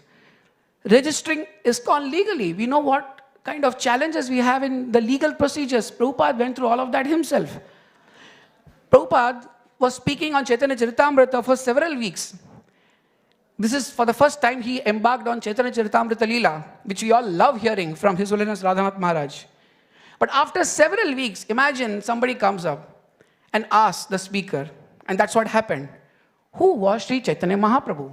That was a question. To which Srila Prabhupada so sweetly responded, in deep appreciation, no sarcasm intended. Prabhupada said, excellent question. So Prabhupada, you can see, he was a master at inspiring everyone. Excellent team builder. He didn't do anything alone, or he never gave the impression that he is doing it alone, though all devotees attributed to him. In fact, the Leelamrita is such beautiful pastimes explaining how he empowered ordinary young devotees. Build trust in them. He trusted devotees to go and have the beautiful temple which we see today of Sri Radha Parthasarthi in Delhi.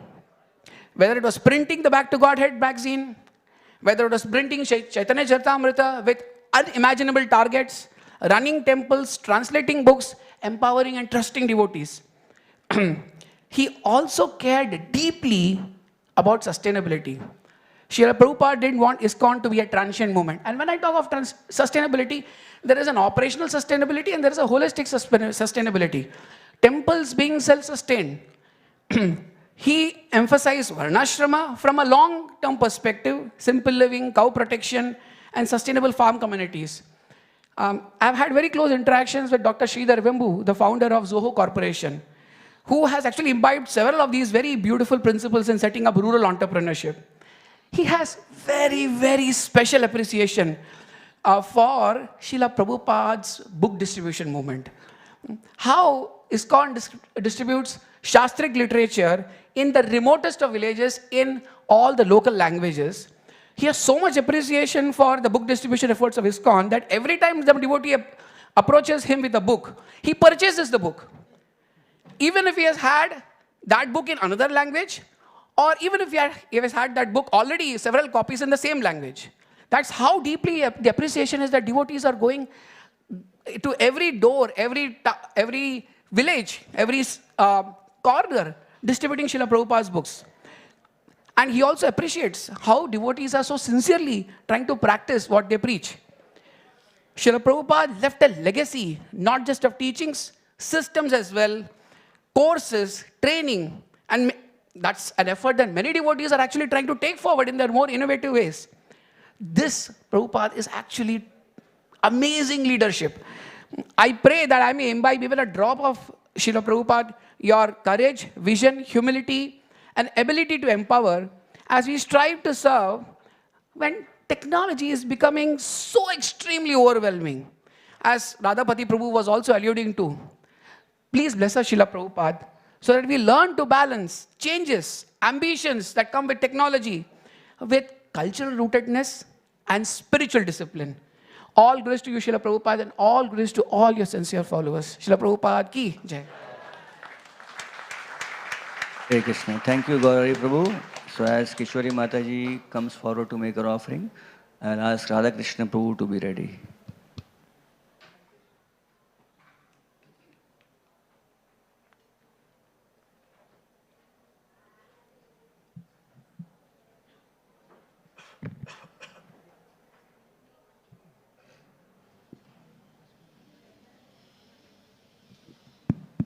Hare Krishna. Srila Prabhupada, you are like a live wire. Anybody who just gets connected to you or just gets touched by you is spiritually surcharged with Krishna consciousness. Once Srila Prabhupada, the group of devotees was on a morning walk, and Srila Prabhupada looked in the garden and he looked at the yellow grass and he asked the question, why did this grass is yellow? And one devotee said, too much rain, Prabhupada. Somebody said, the soil is spoiled. And Srila Prabhupada said, no, because the grass root is not connected to the soil. When your roots are detached from the soil, the grass will become yellow. Similarly, a jiva soul, when it comes to in material world, he is suffering because he has detached its roots from Krishna. So wherever there was a chance, Prabhupada, you would always connect everything to Krishna consciousness. Bhagavad Prabhu, one of Prabhupada's disciples, he mentions that once he asked Srila Prabhupada, that Prabhupada, you always mention a devotee should be sincere and steady. So how can I become sincere? And Prabhupada only just gave one line, that you become sincere by just surrendering to your spiritual master. And the same question he asked Prabhupada, we say that, we are once we become a devotee, we are on a transcendental platform. But still the modes of material nature in this world affect us. Even after taking up Krishna consciousness, we are still getting disturbed. So Prabhupada very beautifully explained that we are crossing the ocean of material existence in a boat. Boat of Krishna consciousness is actually the transcendental platform. But since you're in the ocean, the waves will still come. The modes of material nature are like waves. But you need to remain seated in the boat. Don't give up the boat. And then he added, every boat has a captain. And the captain of the boat knows exactly how to maneuver that boat in this when the waves come. So learn from the captain of the boat. And he said, spiritual master is the captain of our boat. So even though we are in transcendental platform, we must understand that how important it is for us to learn from the spiritual master. Once Srila Prabhupada was with his disciples and in Vrindavan, a festival was going on. And few devotees mentioned that in Mumbai, it is very difficult to construct the temple because authorities are not allowing us to give cement.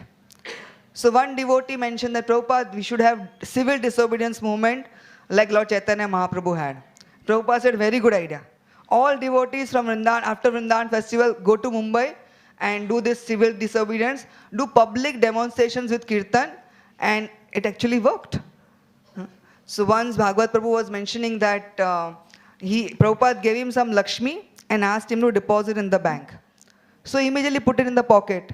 And Prabhupada asked him, did you count? He said, no, Prabhupada, you have given me, why should I count? He said, no. When it comes to money, you should be very careful because this is Krishna's money. So not only spiritual matters Prabhupada was teaching us, but also lot of material things.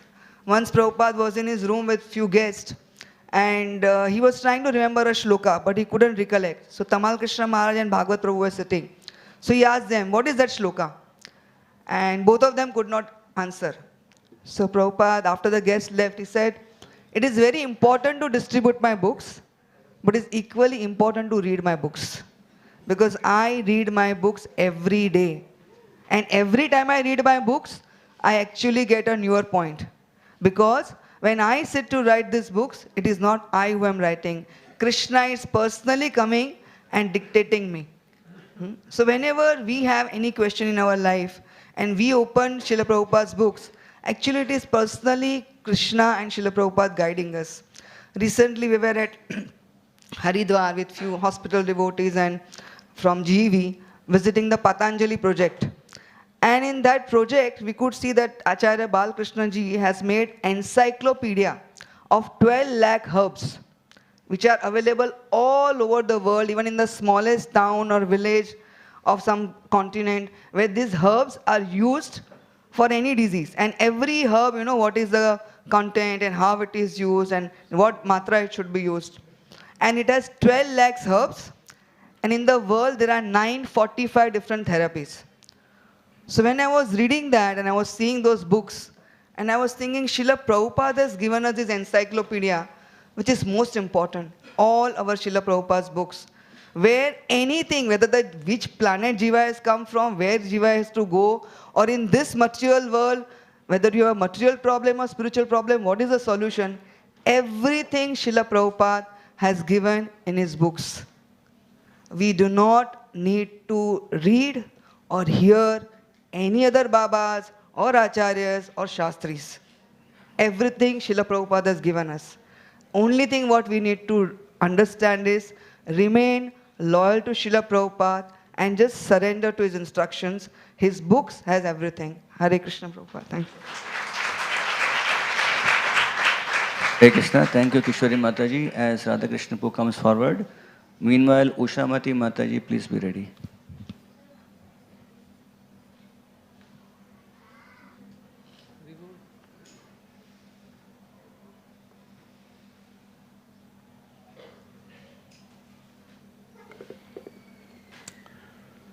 Dear Srila Prabhupada,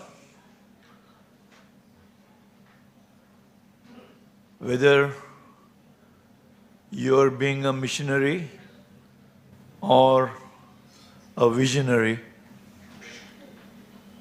you have given us so much for the rest of our lives. If we try to even follow one of your instructions, there will still be a lot of scope left. Gaurahari Prabhu was just now saying about you're walking in the veranda and seeing the children fight with the dogs for some food, and that you made it a point to instruct your followers to say that for 10 miles around our temples or centers, no one should go hungry. Taking this as one of our missions under the guidance of our spiritual master, we started what is known as the Annamrita Foundation for feeding children in schools. We have today 22 centers in different states of India, from where every day 12 lakh meals are prepared and distributed.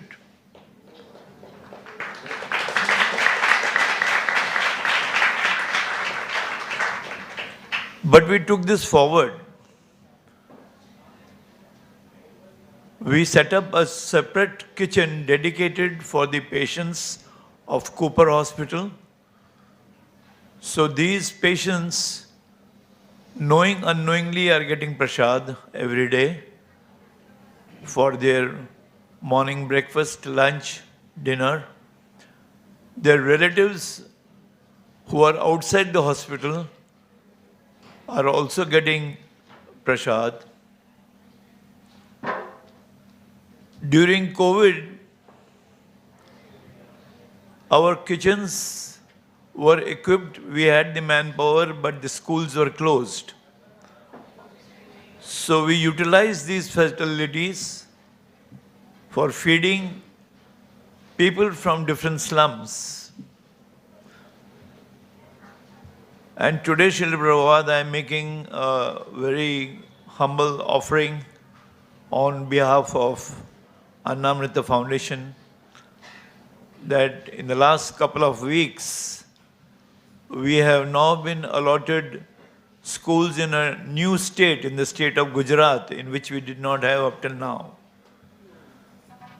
And taking your word of feeding everyone, we have a group of devotees in Aurangabad, headed by Sri Rajesh Baruka. they have really taken it to the next level. They have now planned to set up a facility from which they will feed anyone and everyone who comes there throughout the day. And this they've done right opposite terminal of a bus stand. So they are hoping and expecting thousands of people to come there, but this group has taken up the responsibility of feeding free of cost. Srila Prabhupada, your inspiration has in different devotees laid the seeds of blooming into different projects. And as I said before, for the rest of our lives, we will always try and just follow your instructions, and that is all we need to do. Thank you very much.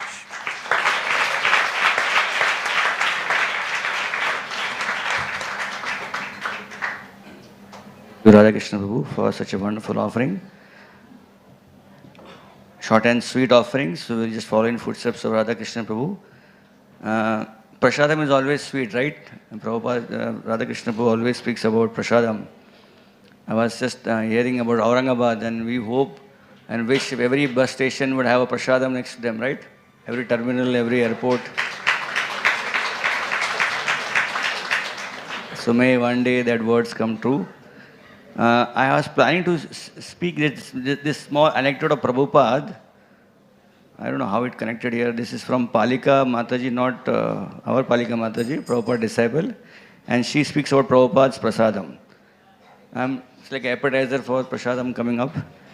Palika Devidasi regularly cooked for Srila Prabhupada, and she recalls Prabhupada's favorite prasadam. A first favorite for Prabhupada was always kachoris, especially urad dal kachoris. In sweets, he liked sandesh and rasgullas.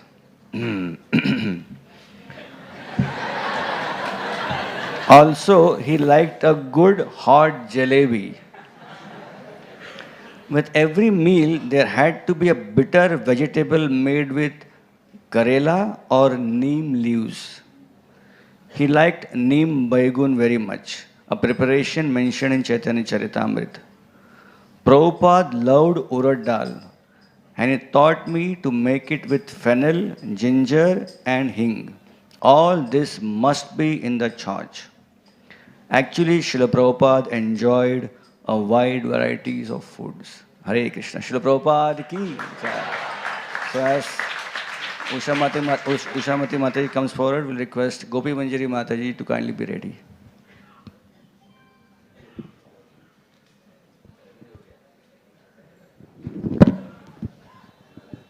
It's okay.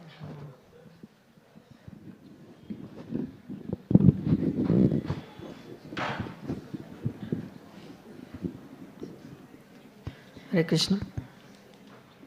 Dear Srila Prabhupada, although I am not qualified, nor can I fathom the depth of your qualities, whatever I have heard or read about you, I have been deeply touched. On this auspicious day, I would like to offer a few words to glorify a couple of your qualities, like mindfulness and your ability to be sensitive. Mindfulness means being fully present in every act of service, offering even the smallest thing with care and devotion. Sensitivity means noticing the needs of others, valuing their efforts and responding with compassion and gentleness, and this is what you actually imbibed in your day-to-day life. These qualities combined with your courage and determination made you not just a teacher, but a true father and guide to us all. I've penned down a small poem glorifying these qualities. On a lone ship, you crossed the sea, carrying hope for humanity. With faith so strong, with courage so deep, you sowed the seed for souls asleep. At dawn you wrote, your pen so bright, each word a torch, each verse a light. Mindful in service, steady and true, every action an offering to you.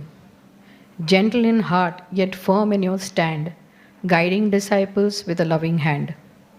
A wilted garland, a broken plate, you saw the devotion, never the state. When bodies were weak, you cooked with care, khichdi seasoned with love to share. You taught us that service is tender and kind, a balance of strength with a sensitive mind. O Prabhupada, your gifts still remain, a family worldwide chanting his name.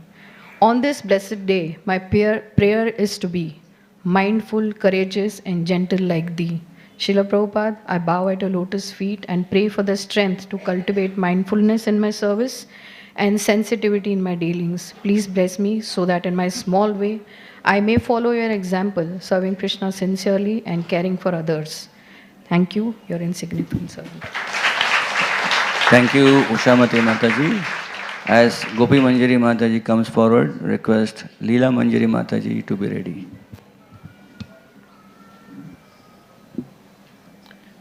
Dear Srila Prabhupada, please accept my humble obeisances at your lotus feet. We say, Prabhupada, you have built a home in which the entire world can stay.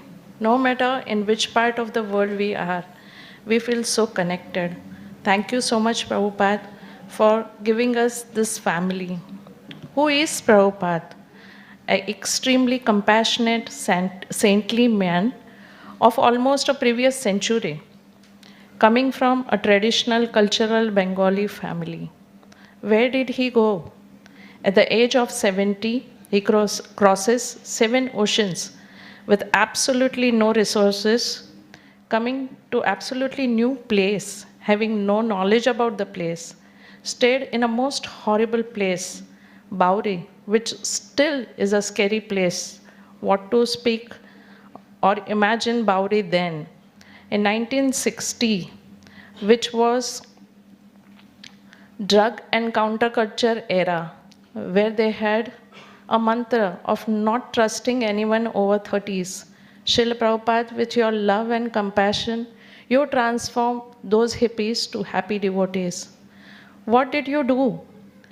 Srila Prabhupada established ISKCON, Krishna consciousness.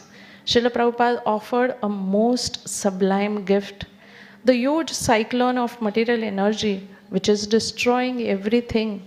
Prabhupada, you build a home where the whole world can stay. Srila Prabhupada, you gave Krishna the culture of bhakti, the Bhagavad Dharma. How did he go there?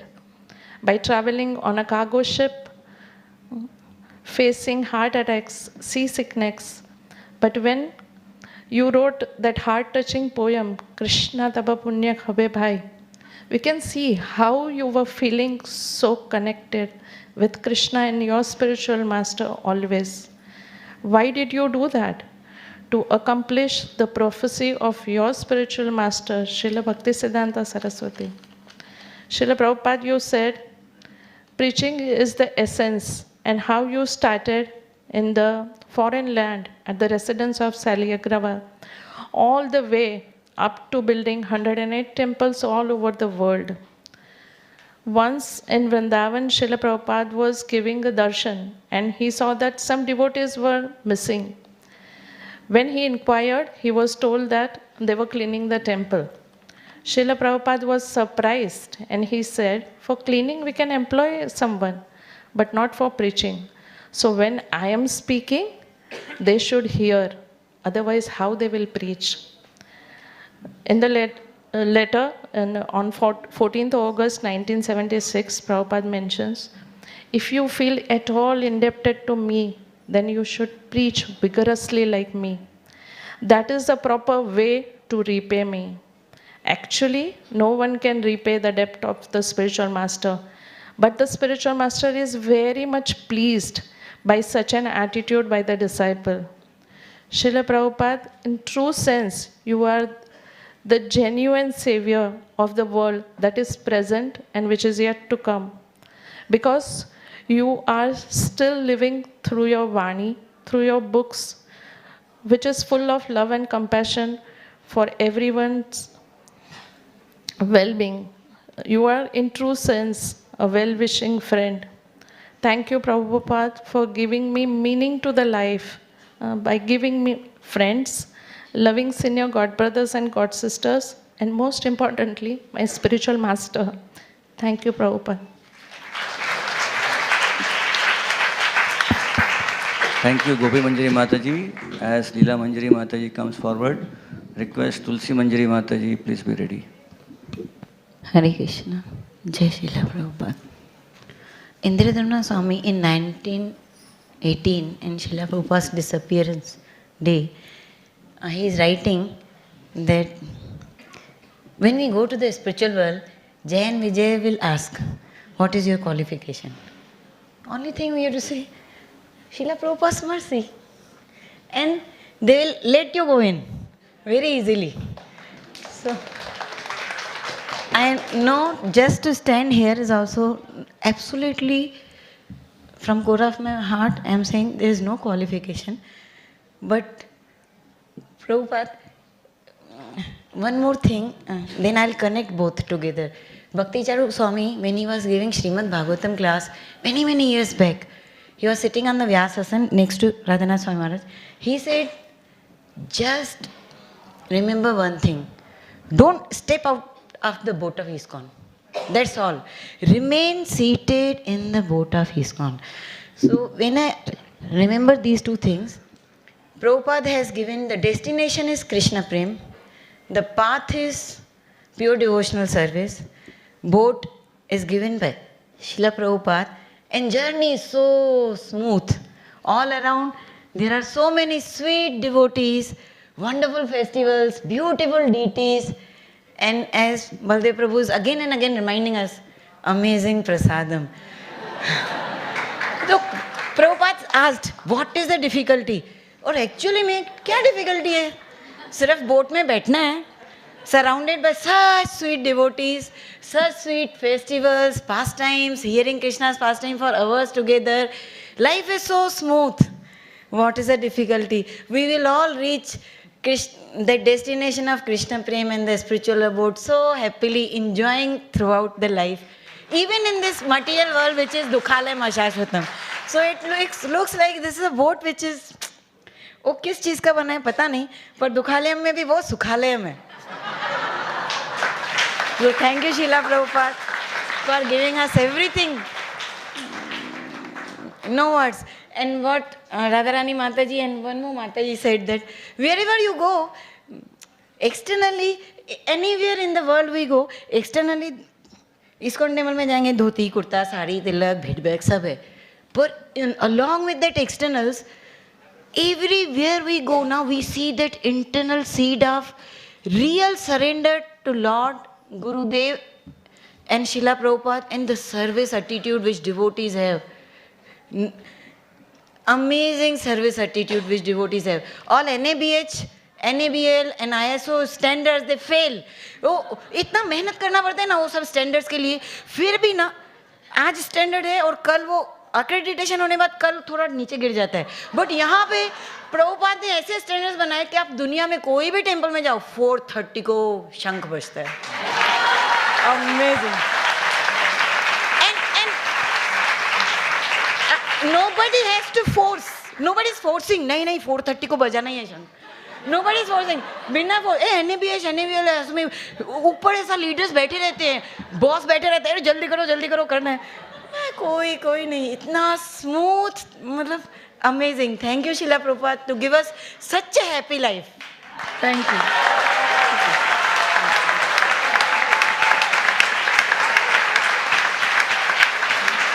Hare Krishna.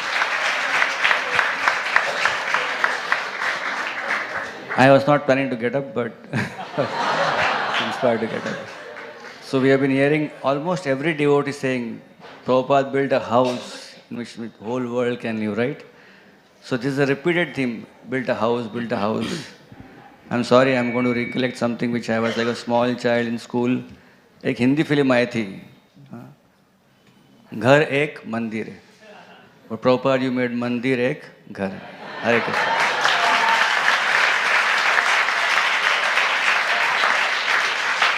So as Tulsi Manjari Mataji makes her offering, I request Satyanarayan Prabhu, please be ready. Hare Krishna. Srila Prabhupada had several wonderful qualities because of which ISKCON was founded and continues to grow worldwide. I'll highlight some of his qualities. He was very courageous. When he left for US, he was almost 70 years old, had 40 rupees, which was enough just for a few hours of subsistence in the US at that time, and first canto of Srimad Bhagavatam. He was a mendicant with no money, had to depend on well-wishers to finance his trip to the US, suffered 2 heart attacks in Jaladuta, a cargo ship in which he traveled to the US. He left a legacy that continues to spiritually enrich millions of people even today. Among his significant gifts are his books, temples, and followers. He wrote the first book, Easy Journey to Other Planets, from 1965 to 1977. He wrote 80 books based on spiritual wisdom. This works out to 7 books every year, or more than 1 book every 2 months, continuously for 12 years. This was very much appreciated by the Encyclopedia Britannica book of the year 1976. He established Bhaktivedanta Book Trust, BBT, and provided with books at amazing speed. During the day, he was busy speaking to people who came to meet him. He talked about Krishna, and at night, he would speak to people who did not come to meet him by writing books. He completed all the 17 volumes of Chaitanya Charitamrita in just 2 years. I can't even read his books at that speed. How unfortunate. He was a visionary. Srila Prabhupada's attempts to share spirituality in India got lukewarm response. Most Indians were enamored with Western notions and progress. Being a realist and visionary, he recognized that Indians would take their spiritual legacy much more seriously if they saw Westerners taking it seriously. So he decided to go to the West, specifically to America, which was the Western superpower after World War II. In a little over a decade after stepping out of India, he had circumnavigated the globe 14 times, built 108 temples, and inspired millions of people to take up the path of Krishna consciousness.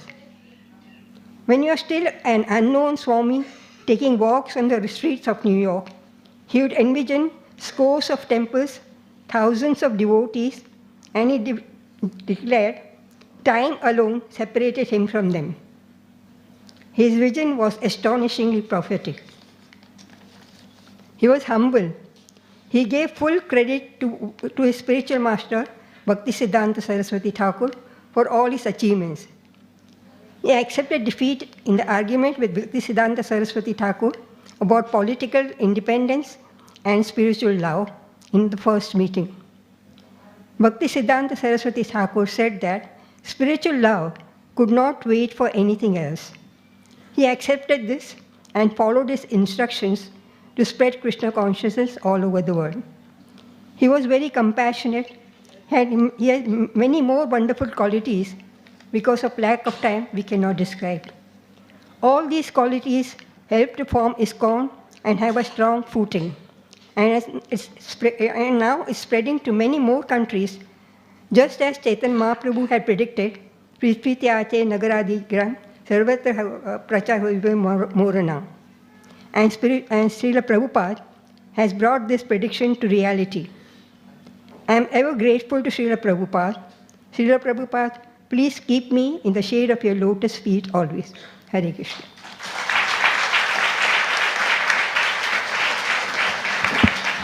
Thank you, Tulsi Manjari Mataji. As Satyanarayan Prabhu comes forward, we request Bharat Sundari Mataji to be ready. Hare Krishna.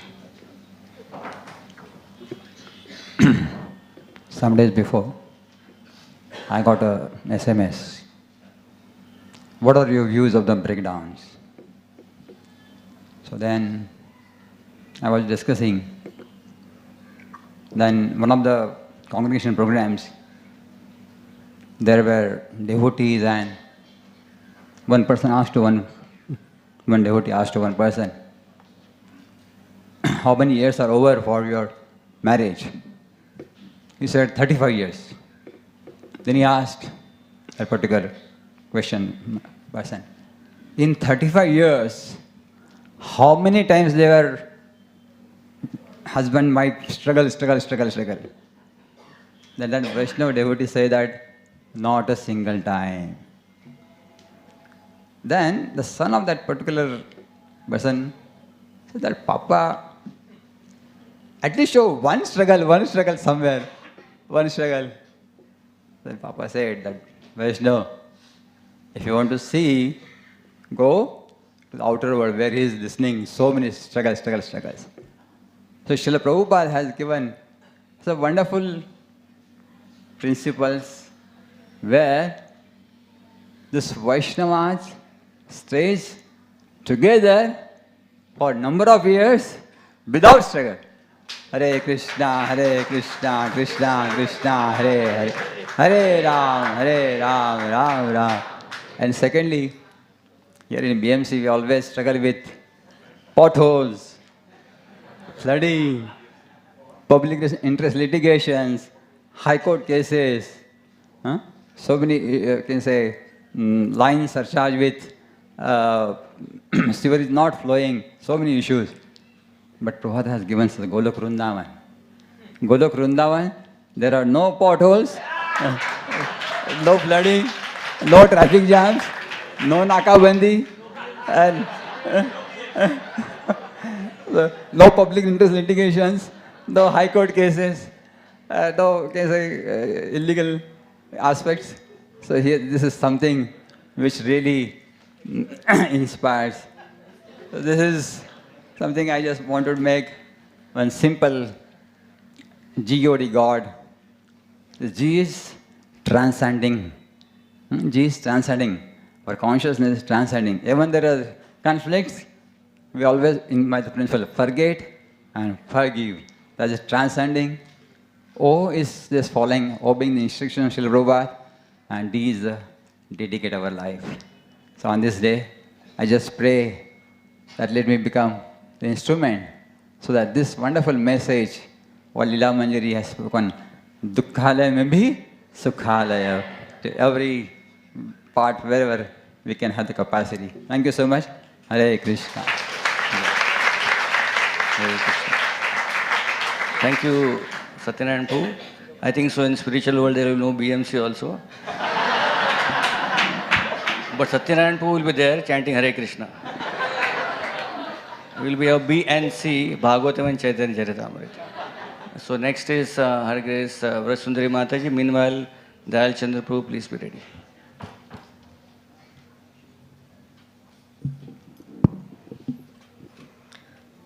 My dear Srila Prabhupada, please accept my most humble obeisances at your lotus feet. One of the prominent things about your teachings is authenticity, no dilution or adulteration whatsoever in philosophy or in practice. You taught us that everything has its place, but we cannot afford to allow anything to dilute our core practice. And you were very protective about that. Once Karandar Prabhu and others were reporting Srila Prabhupada about one of the North American temples, that some of the devotees had started a new practice for their preaching called as psychic sleep. So what they would do is lower the lights and make all the guests sleep on the floor, and then they would give some instructions like, now imagine that your feet and arms are getting massaged, think of Krishna in that way, and so on and so forth, like a self-hypnosis. So Karandar Prabhu was explaining to Srila Prabhupada about this practice, and Prabhupada was very upset. And he said that he said, when I was there, they didn't do this. Why have they started doing this after I left? This is adulteration, like adulteration of milk. Pasteurization or homogenization or both, that is the first adulteration, and then they adulterate it more and more, slowly and slowly, and then no good thing of milk remains. It will be imitation milk. It may be white in color, but no value. They will begin with psychic sleep, and they will keep adulterating, and after some time, they will think they did LSD for enhancing their chanting. And Danvir Maharaj, who was there in the room at that time, he was thinking, how is that possible? How can somebody think that LSD will enhance chanting? So he was really wondering. But then Danvir Maharaj shares that after some time, he actually, when he was in England, he met one of the leaders who actually proposed that we should use LSD to enhance our chanting. So this is the danger of adulterating our practices. So actually, after practicing Krishna consciousness for number of years, we may think that this LSD or self-hypnosis are two gross things that we can include in our own sadhana or in our preaching. But these days, if we look around, there are so many avenues so freely available. Like yesterday, His Grace Nandadulal Prabhu was explaining about the adulteration. Like, we have so many things so freely available, but unless we confirm with our acharyas, the teachings, that what can be included for our practices, we are actually at a risk of diluting or adulterating our sadhana as well as our preaching. So how do we protect it? So when Srila Prabhupada was scheduled TV interview, but when he reached there, there was no facility available for that. So there was a young man who was present there, and he on the spot offered that I run a radio station and I would like to have Swamiji for an interview. And Srila Prabhupada, as usual, happily agreed. And in the interview, this person was very, very receptive, and he was asking questions. And at one point he asked, so Swamiji, why have you come here? And Srila Prabhupada said, to teach what people have forgotten, love of God. And this person was, oh, you have come to teach what is love of God, give what is love of God. So, are you a Messiah? And Srila Prabhupada said, yes. So, this person was like, he was very receptive. He was actually accepting everything that Prabhupada was saying. So, he said, you are a Messiah. So, who has sent you? And Srila Prabhupada, he could have said, oh, God has sent me. Now, this person has given his heart to him. But Srila Prabhupada, very simply, with all conviction, as usual, he said, my Guru Maharaj has sent me. So, Srila Prabhupada always had this clarity that I am here as a representative of my Guru.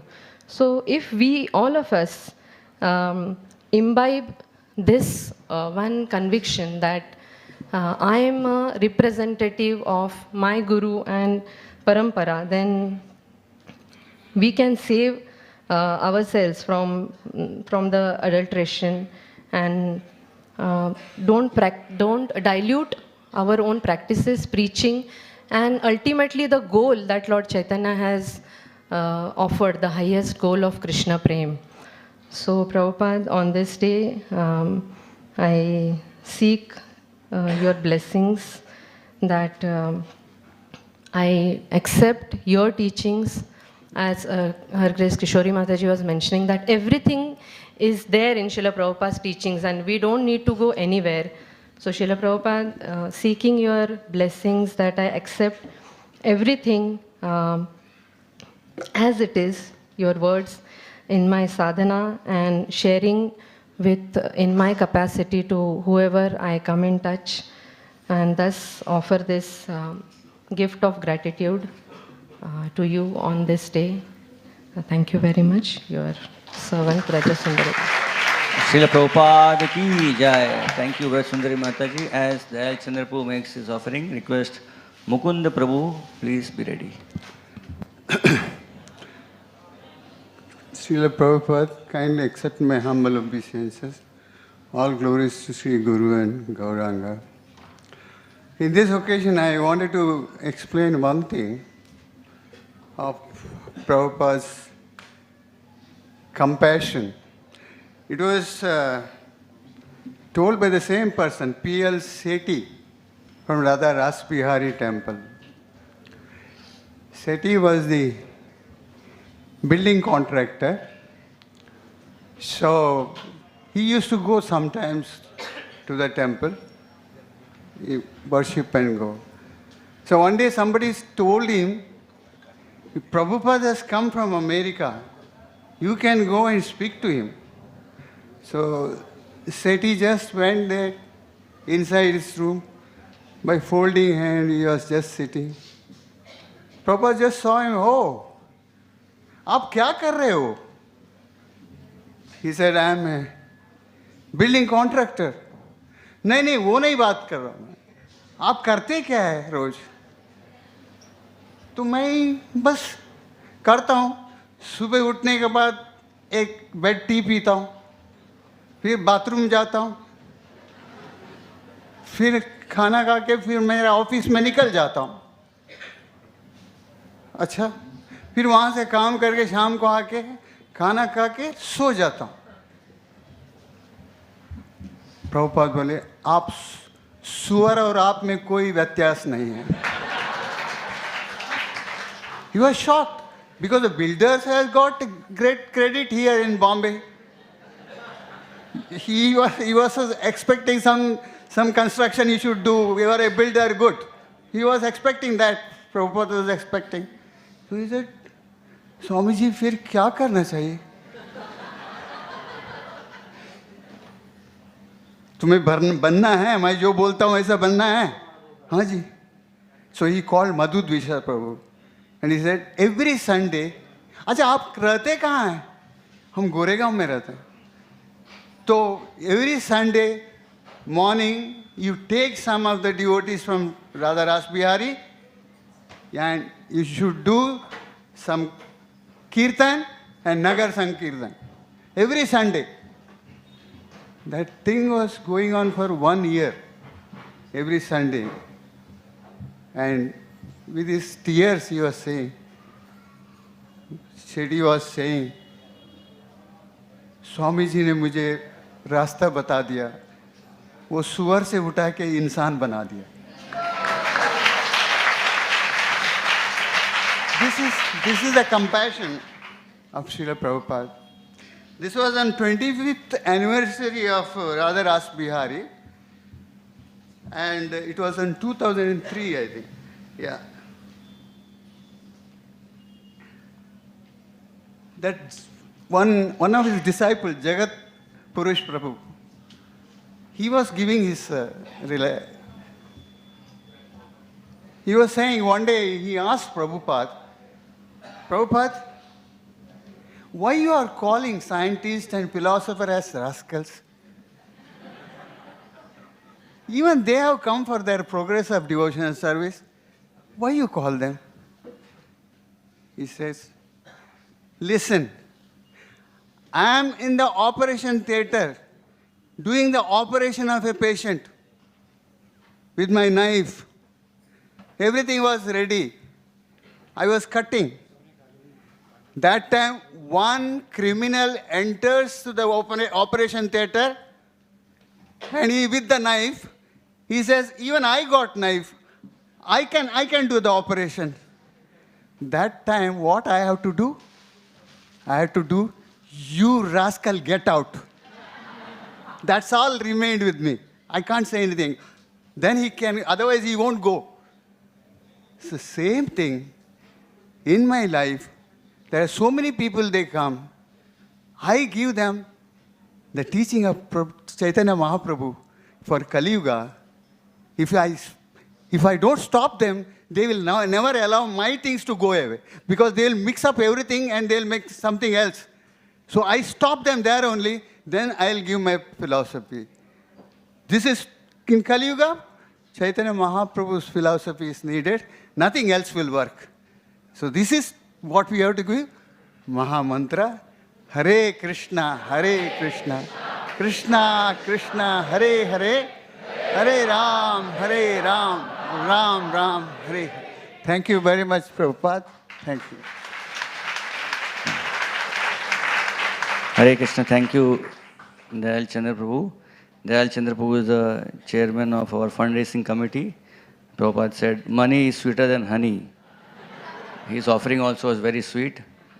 So let us call now Mukund Prabhu to come forward. Meanwhile, Anand Gopal Prabhu, please be ready.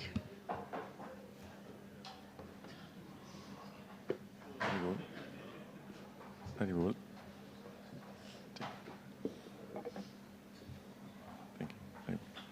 So actually, I think as per turn, Baldev Prabhu's, it was Radha's name. It was her name to speak.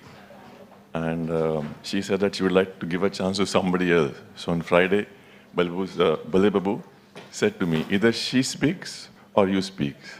I thought he was joking, but now I know he does not joke. Right? So today as I stand over here, my thoughts go back. If my memory serves me right, a long time back, Radha Gopinath Prabhu, he says when he comes to make offerings on these events, his heart and mind oscillates between two things.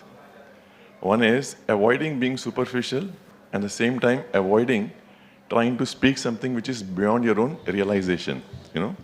So today when I stand over here and with the least amount of preparation I had, my mind is also going in the same particular direction, and hopefully I'll avoid being basically superficial. So I wanted to speak about an experimentation which we had started during the COVID time.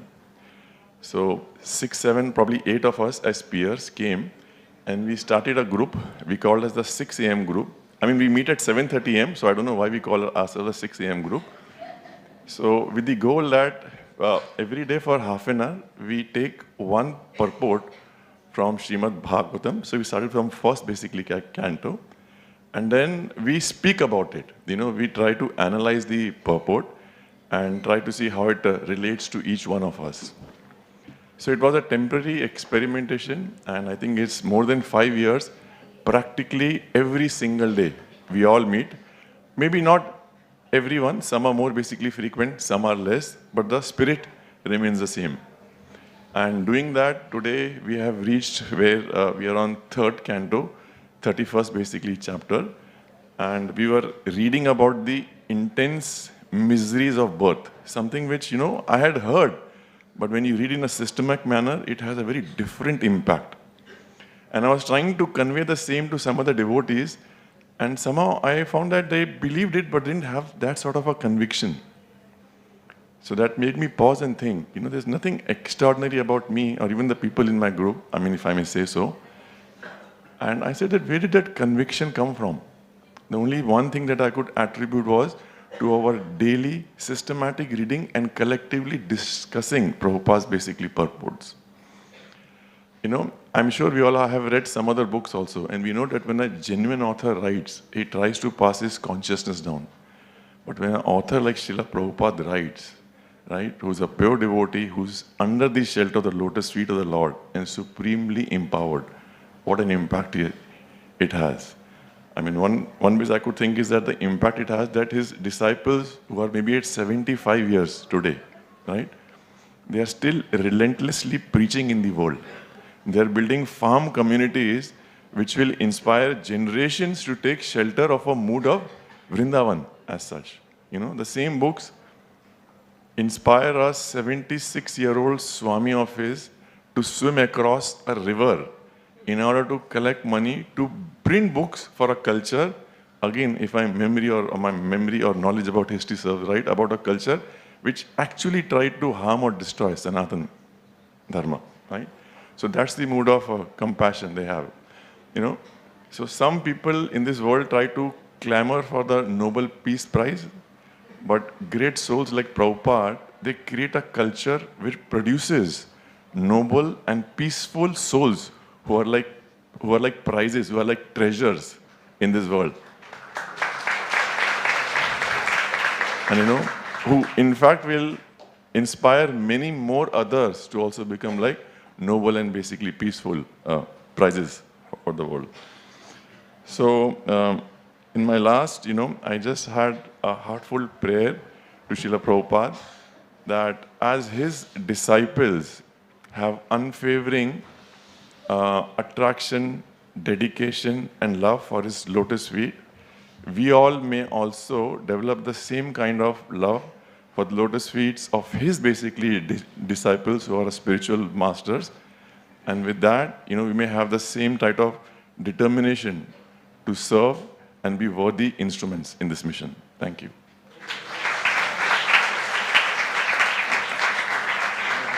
Thank you, Mukund Prabhu. As Anand Gopal Prabhu comes forward to make his offering, request Gaur Vilas Prabhu to kindly come forward.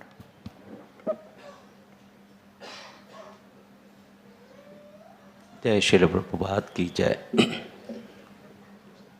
So, actually I had prepared some paragraphs as an offering to Srila Prabhupada. But when I heard the Alchandra Prabhu's story of the builder and the sewer, and Krishna Chandra Prabhu from behind, when my name was announced, he said, one more builder. And my mind said, one more sewer. So actually, I'm not going to read what I wrote. So I'll say from my heart. So Dayal Chandra Prabhu, thank you so much for reminding who I was at one time. I was worse than a sewer. It's only because of Srila Prabhupada's books, Srila Prabhupada's mercy, and the family and the devotees that he's created, I was picked up. I mean, I would be ashamed to say my past. And I don't know how I was chosen to be here. If not for Prabhupada's home, I don't know where I would be today, what I would be doing. I don't know if my family would have been still with me. So Srila Prabhupada's just one book called Coming Back, read for 2 hours. There was a complete, how you flush the pot? Something similar happened to me in my life. So Srila Prabhupada, I really from the bottom of my heart, thank you for everything that you've done for me. I have no words, just a heartfelt of gratitude. So on this day, I pray, may I never forget your instructions. May I always serve your mission with sincerity. And may I share in some small way the light that you've given me, so that others too may find shelter at Krishna's lotus feet. Thank you, Srila Prabhupada. Thank you for everything. Hare Krishna. So as Gaur Vilas Prabhu comes forward, I just was remembering we had a yatra in Hampi with Radhanath Maharaj, you all remember? And the main organizer of the yatra was His Grace Anand Gopal Prabhu and his father, right? So Prabhu is coming from the place of Hanumanji, so all his work is also like Hanumanji only, right? Hanumanji also was a builder, bodybuilder, yes. Bridge builder. All bodybuilders have Hanumanji's photo also. So after Gaur Vilas Prabhu, we'll request Damodar Prabhu to kindly be ready. Hare Krishna, Srila Prabhupada ki Jai. In one appearance day offering, Radhanath Swami Maharaj, he was speaking, Srila Prabhupada is founder Acharya because he found all of us. Because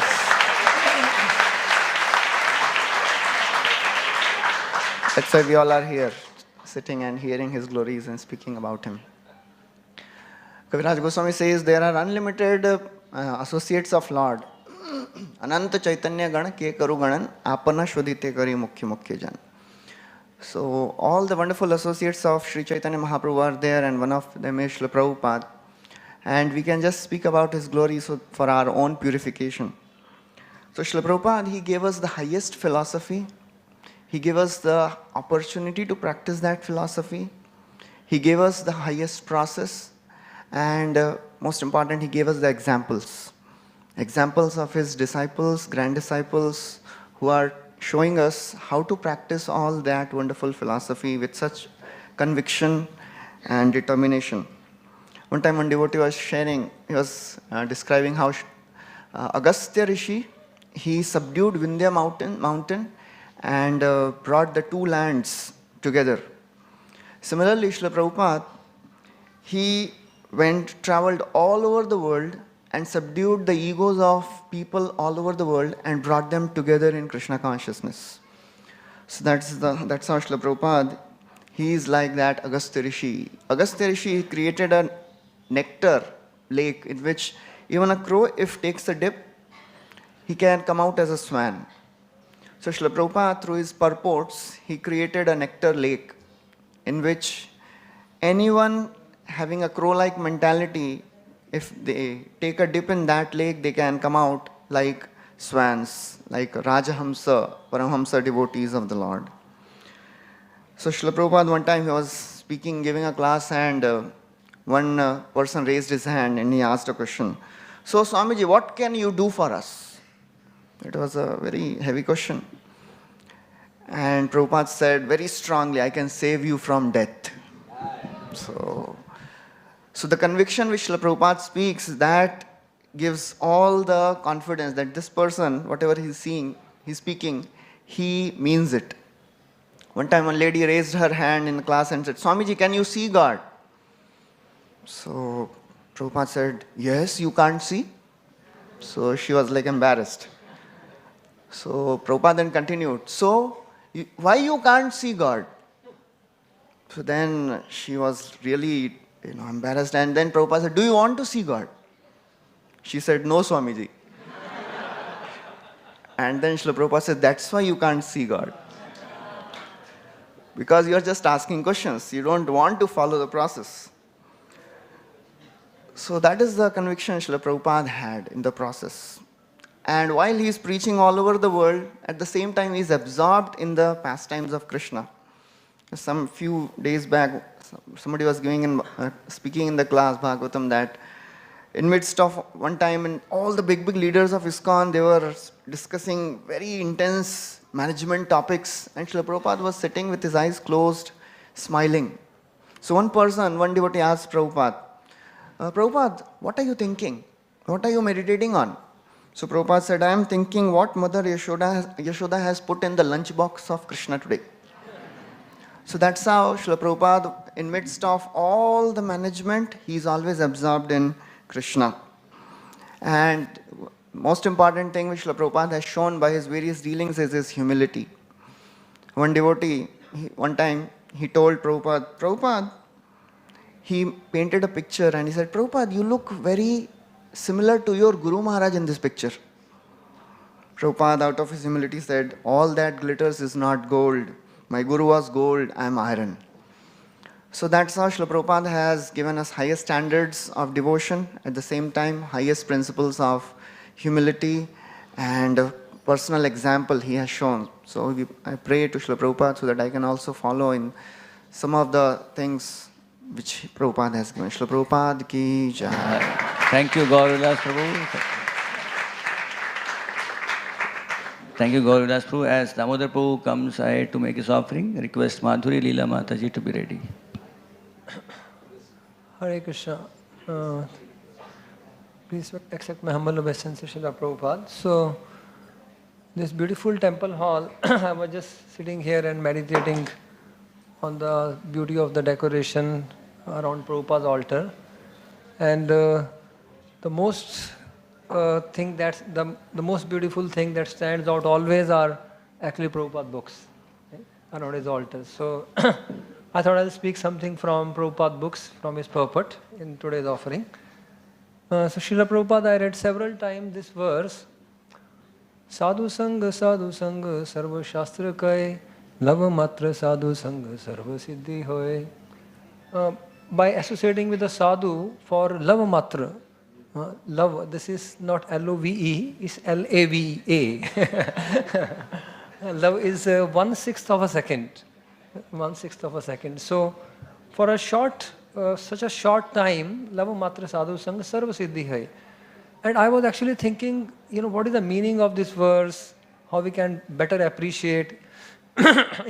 if I can find some Prabhupada's nice explanation on this. I have read so many times in Prabhupada books, but I wanted a deeper understanding of this verse, and I was just praying to Prabhupada, and I read this very nice purport in this is 3:22:5 Srimad Bhagavatam, where Manu Maharaj is coming to Kardam Rishi and is saying, Tava sandarshana deva chinna me sarva samshaya Yaswayam Bhagavan Pritya Dharma Maharirikshusho.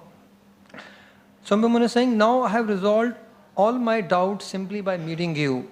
For your lordship has very kindly and clearly explained the duty of a king who desires to protect his subjects. So I am reading from Prabhupada's purport. Manu described here with the result of seeing a great saintly person. Lord Chaitanya says, one should always try to associate with saintly persons, because if one establishes a proper association with a saintly person, even for a moment, lavamatra, one attains all perfection. Somehow or other, if one meets a saintly person and achieves his favor, then the entire mission of one's human life is fulfilled. In our personal experience, now Prabhupada is sharing a deeper understanding of this verse, and he's saying in our personal experience. In our personal experience, we have actual proof of this statement of Manu. Once we had the opportunity to meet Vishnupad, Sri Srimad Bhakti Siddhanta Saraswati Goswami Maharaj. And on first sight, he requested this humble self to preach his message in the Western countries. There was no preparation for this.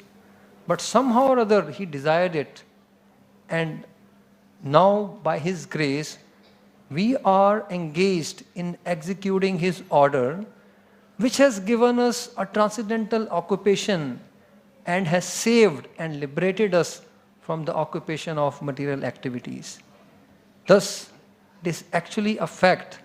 If one meets a saintly person completely engaged in transcendental duties and achieves his favor, then one's life mission becomes complete. And such a beautiful statement, the last, but so profound. What is not possible to achieve in thousands of lives can be achieved in one moment if there is an opportunity to meet a saintly person. Right? So, very beautifully Prabhupada says here that what is not possible, what has not been possible to achieve in thousands of lives, or I would say, Prabhupada, what would not be possible for us to achieve in countless millions of lifetimes, you have actually given us in Lavamatra Sadhu Sangha, in your association. But here Prabhupada also very beautifully points out that this association is not one way. Bhakti is a two-way process. So it is the saintly people give their association, but it is for us to also accept. So it doesn't take actually any time to accept. So Prabhupada in that very first meeting accepted his spiritual master. Though he was not ready, but he accepted within his heart his spiritual master instruction. And he accepted him as a very nice saintly person. And in this way, Lava Matra Sadhu Sang Sarva Siddhi hai. So I wish, hope and pray on this auspicious day that we can also accept your instructions, the transcendental occupation that you have actually given us, which would not be otherwise possible in countless millions of lifetimes. Hare Krishna. Thank you, Damodar Prabhu, as you kindly mentioned Lavamatra Sadhu Sangha, and also mentioned it is Lava and not Love. But actually Srila Prabhupada also loved so many devotees, so many people. Once one Prabhupada disciple asked Srila Prabhupada, Prabhupada, why everyone loves you? Prabhupada said, because I love everyone. So time is ticking. We are coming to close to this program. As Madhuri Lila Mataji will begin an offering, we'll then call upon Dharmaraj Prabhu to make his offering, and then we'll read offering of His Holiness Radhanath Swami Maharaj. Hare Krishna. Srila Prabhupada taught us 99% of our devotional life depends on one activity, which is chanting of the holy names of the Lord. Hare Krishna, Krishna Krishna, Hare Hare, Hare Ram, Ram Ram, Hare Hare. If we really want to offer something to Srila Prabhupada, doesn't matter whether we stand near the mic or we don't, he's watching us every single day. Please ask yourself this question: am I giving my life's 99% energy to doing this one activity? Or am I giving my life's 99% energy to doing every other thing and just 1% of activity and energy to this most supreme, glorious diamond that we've received? Let's not waste it as glass. Let's make a diamond necklace and offer it to Srila Prabhupada. Thank you very much.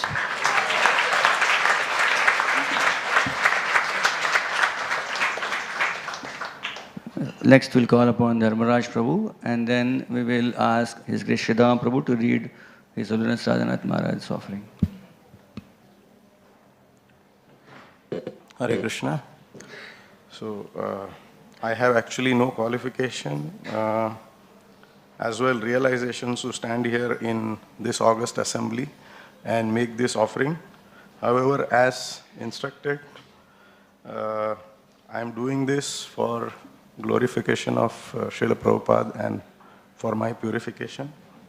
Thank you, Srila Prabhupada, for establishing ISKCON.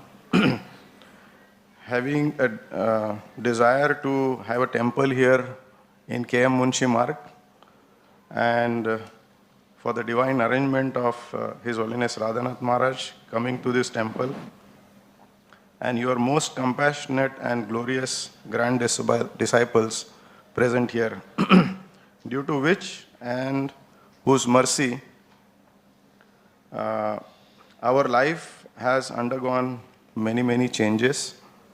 So you started Western world preaching at the age of 70. Most of us present here know many of your pastimes. But as once Bhakti Charu Maharaj stated here, that those who have not been in the age of 70, they really do not know what kind of efforts you have taken. So thank you, Srila Prabhupada, that you have given us this wonderful gift of Krishna consciousness. On this auspicious day of your appearance, I and my family, we want to express our deepest gratitude and commit that we give all our best for this movement of Krishna consciousness. Hare Krishna. Thank you, Dharmaraj Prabhu. So as His Grace Sridham Prabhu comes ahead to read the offering of His Holiness Radhanath Maharaj, next we will ask Brajbihari Prabhu to read the offering of ISKCON Chowpatty Temple also.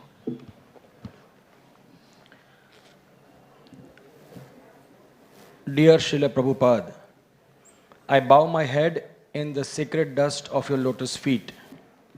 Today, on the holy day of your Vyas Puja, I pray that I may please you by faithfully following your holy teachings and serving your divine mission. You have mercifully given all of us, followers, the opportunity to receive your intimate blessings by assisting you in your service to your beloved Guru Maharaj, Srila Bhakti Siddhanta Saraswati Thakur Prabhupada, and the exalted acharyas. Recently, I heard a recorded lecture that you had given. It deeply affected my heart. You said, when a devotee is so advanced that he cannot live without Krishna for a moment, then he can see Krishna everywhere. In these simple words, you shared a principle that is at the heart of Sri Chaitanya Mahaprabhu's teachings.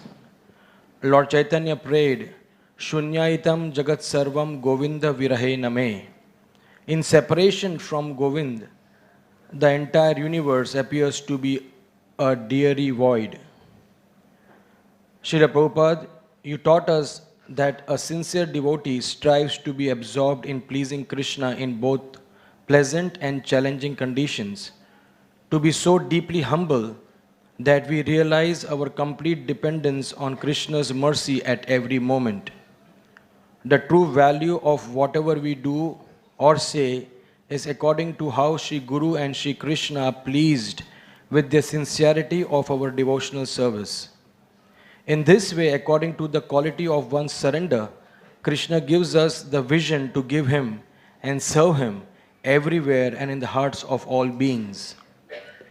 Lord Chaitanya taught that even the most fallen souls can realize his highest spiritual perfection by sincerely chanting Lord Hari's holy names and living with Vaishnava character. Through the Sankirtan movement, he freely distributed the sweetest revelation of love of God as is exhibited by the inhabitants of Vrindavan. While residing in the Gambhira, Sri Chaitanya Mahaprabhu revealed the treasure of his heart, expressing Srimati Radharani's feelings for loving separation from Krishna. By his example, he taught how to cultivate union with Krishna through feelings of loving separation from him. Srila Prabhupada, serving Lord Chaitanya's infinite love is the treasure of your heart. You have so mercifully shared this treasure with all of us. In 1965, you departed from your sacred home in Vrindavan to beg all people of the world to accept this supreme treasure, Krishna Prema Dhana, unconditional love for the Supreme Personality of Godhead. Alone in your old age, you ventured into strange lands with no money or any material security. Yet you prayed only to be an instrument of Krishna's compassion to bring eternal joy to people in every town and village of the world. Srila Prabhupada, with profound urgency, you pleaded with all of us to very carefully follow the teachings and culture of Krishna consciousness and to spread it according to our capacity. Without authentic Sanatana Dharma, all noble efforts to do good are destined to collapse. Prema Bhakti, pure devotional service, is the Jaiva Dharma, the eternal nature of the soul. Srila Prabhupada, your total absorption in pure bhakti and your compassion for all beings reveal this highest dharma. In your books, lectures and interactions, we hear the urgency in your voice as you plead with us to be serious and sincere in your spiritual practices. Your urgent plea is forever relevant, especially in times in which we are living. The present condition of the world is stricken with brutal wars, devastating earthquakes, and miserable diseases, horrific fires, droughts and floods, heat waves and hurricanes, the tragedy of untimely death. Nations are severely divided with hatred and distrust over ideological, political, social, and economic issues. Terrorism, stockpiles of nuclear bombs, and man-induced climate change have plagued the world with instability and robbed people's confidence to safely raise their families. Racism, oppression, cruelty, and slaughter are unleashed due to the ignorance of bodily designations. Arrogance, vengeance, greed, and exploitation, as well as immoral vices, are rampantly being accepted as coveted characteristics of greatness, even in the name of religion. Yet, even in pleasurable times when there is an abundance of goodness, kindness, security, comfort, and prosperity, we tend to forget the very purpose of life in a world where suffering is imminent. To reconnect with our true self as loving servants of the Lord, the only sustainable solution is genuine spirituality. Srila Prabhupada, you entrusted to us this knowledge and the timeless mercy of the Acharyas. You invested your sincere followers with a responsibility to rise above our differences and to infuse the society with the culture of Krishna consciousness. It is above sectarian beliefs and is inclusive with all earnest seekers of God's love. Yet, the path of bhakti as taught by Lord Chaitanya and Lord Nityananda leads us into the sweetest, most ecstatic pastimes of the Lord, where the all-powerful absolute truth, the origin of all existence, and the reservoir of all love, reciprocates with his devotees' devotion by becoming their intimate friend, child, or lover. Srila Prabhupada, this is your gift. We pray for your mercy that we not be depressed, distracted, or indifferent to the heartbreaks of the world. I pray to be very grateful for the transcendental gift you have entrusted to us. You taught us that where there is great need, there is a great opportunity to serve. I beg forgiveness for my shortcomings in serving you. I am fallen, unworthy, and unqualified. Yet you continue to extend your mercy. The most precious gift in my life is knowing that you have saved me and that you have given me and all of your followers the full mercy of Lord Chaitanya. I pray to ever be absorbed in expressing my great gratitude to you by faithfully serving your loving servants. Radhanath Swami. Srila Prabhupada ki jai. So Baldev Prabhupada just mentioned. So Hare Krishna, just one small announcement, and I'm sure will bring tremendous pleasure to all of our hearts, that while even Maharaj is mentioning, and while we all know that there is all sorts of crazy wars going on, and especially between Russia and Kiev, there's madness going on. But just yesterday, His Holiness Niranjan Maharaj was personally present in Kiev temple. He traveled, there is no airports, it's all bombed, there is no airports existing in Ukraine. He went by a long, arduous 8 to 9 hours journey from Hungary. And there was a tumultuous festival of Janmashtami.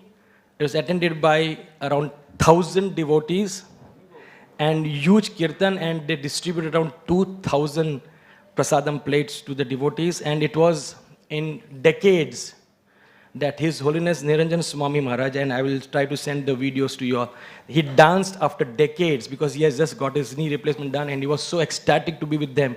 He was dancing ecstatically after decades of being there. So I think you can see that how these disciples of Prabhupada are, we have been glorifying them, but this is one of the amazing ways of, the world will never know this because the world will talk about peace talks failing, but here is the real real news that we all need to know. An ecstatic Janmashtami celebrated in the capital of Ukraine, Kiev, with thousands of devotees. Hare Krishna.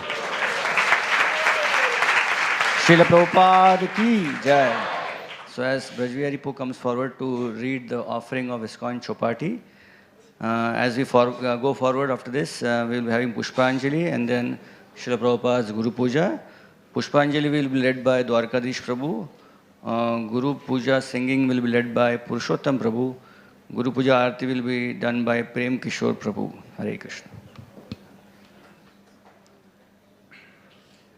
Dear Srila Prabhupada, please accept our obeisances. All glories to you. Among the many projects you established in ISKCON, we know how book publication and distribution is close to your heart. You expressed on multiple occasions that transcendental book distribution can bring about the desired revolution in the impious lives of a misdirected civilization. Every year, devotees from all over the world try their best to please you by distributing as many books as possible. Last year, in 2024, your dear disciple Gopal Krishna Goswami Maharaj left this world to join you in your service. He was the one who pioneered book distribution in India on a mass level. He had truly imbibed your spirit of book distribution, and he pushed for it wherever he went, encouraging devotees to double it, just as you would do. At ISKCON Chowpatty, Radhanath Swami Maharaj felt that to honor such a tireless warrior, we should do something extraordinary. He said that the best way to please you, Srila Prabhupada, would be to glorify his sincere followers like Gopal Krishna Goswami Maharaj. And the best way to glorify Gopal Krishna Goswami Maharaj is to accomplish big results in book distribution. He told us that we should double last year's score. And then he said we should come first in the entire world during this year's book marathon. All these years, ISKCON Chowpatty never came first in the book marathon. We always stood far behind the top book distribution temples of the world. So we wondered how we could ever come first in the marathon. It would take a Herculean effort. Radhanath Swami Maharaj himself led the endeavor by rallying the entire congregation to put in their best efforts at distributing the maximum number of books. He fervently appealed to the entire community to sacrifice all their comforts and other services and focus entirely on this service for the 1 month of the marathon. He constantly called the temple leaders and got the updates about the latest scores. We also invited many other senior leaders to give inspirational talks to our community, and that helped. Knowing that our community was trying their best to glorify such a stalwart devotee like Gopal Krishna Goswami Maharaj, everyone was deeply touched and they showered their blessings upon us. The result was, we were able to achieve the unthinkable result. We distributed more than 6 lakh books and stood first in the entire world.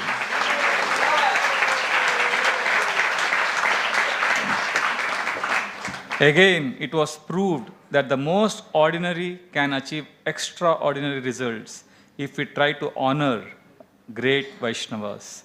We are convinced that we were able to achieve this result only by your blessings coming to us through your sincere followers. We hope and pray that we continue to remain the recipients of such divine blessings so we can continue our service in your divine mission. Your servants, the devotees at ISKCON Chowpatty. Srila Prabhupada ki.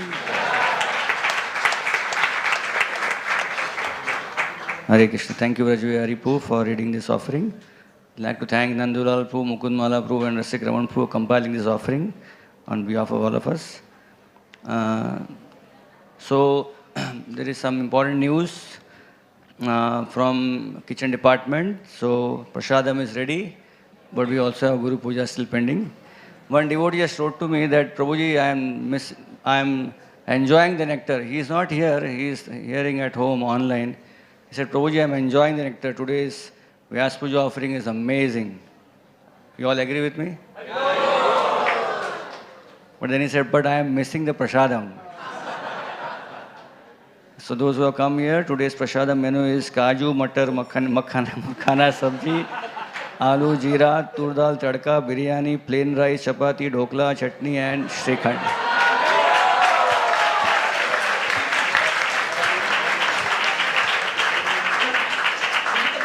So this is the best offering. So the kitchen has made prasadam for all of you. So kindly take part in the program nicely, but don't forget the last part of the program and reach on time kitchen. Prasadam all rather. Thank you so much. Hare Krishna. Srila Prabhupada ki jai.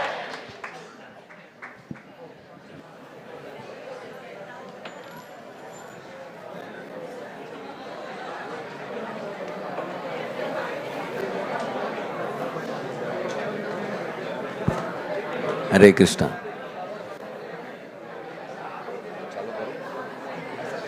चालू करो ऐसा रखेंगे चलेगा ना should I start yes please Hare Bol. Hare Krishna, the flower petals are being distributed to everyone. Kindly do not throw flower petals.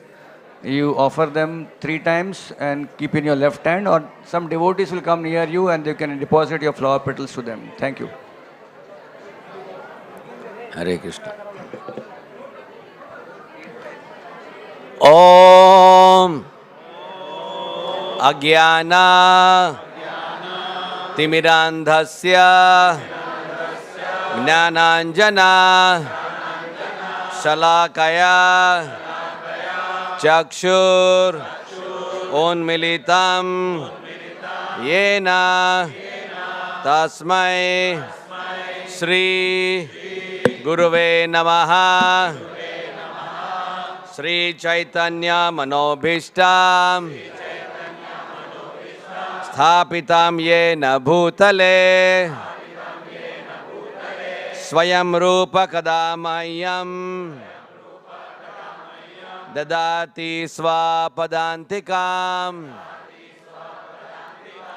Vandeham Sri Guru Sri Yuta Padakamalam Sri Gurun Vaishnavamscha Sri Rupam Sagrajatam Sahagana Raghunathan Vitam Tam Sajivam Sadvaitam Savadhutam Parijana Shahitam Sri Krishna Chaitanya Devam Sri Radha Krishna Padan Sahagana Lalita Sri Vichakha Vitamscha Nama Om Vishnu Padaya Krishna Presthaya Bhutale Srimate Bhakti Vedanta Swamin Iti Namine Namaste Saraswati Deve Gauravani Pracharine Nirvishesha Shunyavadi Paschatya Deshatarine Nama Om Vishnu Padaya Krishna Presthaya Bhutale Srimate Bhakti Siddhanta Saraswati Iti Namine Shri Varshabhanavi Devi Daitaya Kripabdhaye Krishna Sambandha Vijnana Daine Prabhave Namaha Madhuryojvala Premadhya Sri Rupanuga Bhaktida Sri Gaura Karuna Shakti Vigrahaya Namostute Namaste Gauravani Sri Murtae Dinatarine Rupanuga Viruddhapa Apasiddhanta Dhvanta Harine Namo Gaura Kishoraya Sakshad Vairagya Murtaye Vipralambara Sambodhe पादाम्भोजायते नमः नमो भक्ति विनोदाय सच्चिदानंद नामिने गौरशक्ति स्वरूपाय रूपानुगावरायते गौरविर्भाव भूमेस्त्वां निर्देष्टा सज्जना प्रियः वैष्णव सर्वभौमा श्री जगन्नाथायते नमः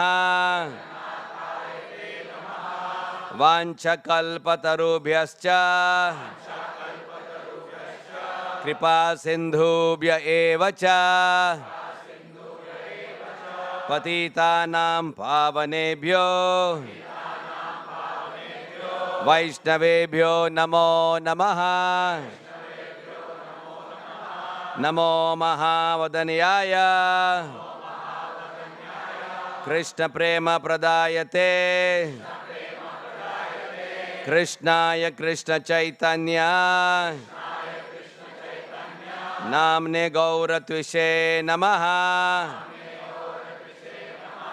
पंचतत्त्वात्मकं कृष्णं भक्तरूपस्वरूपकं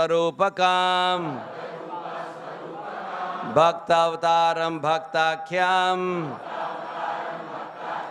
नमामि भक्तशक्तिकं हे कृष्ण करुणा सिंधु दीनबंधु जगतपते गोपेश गोपिका कांता राधा कांता नमोस्तुते जयतां सुरताव पंगोर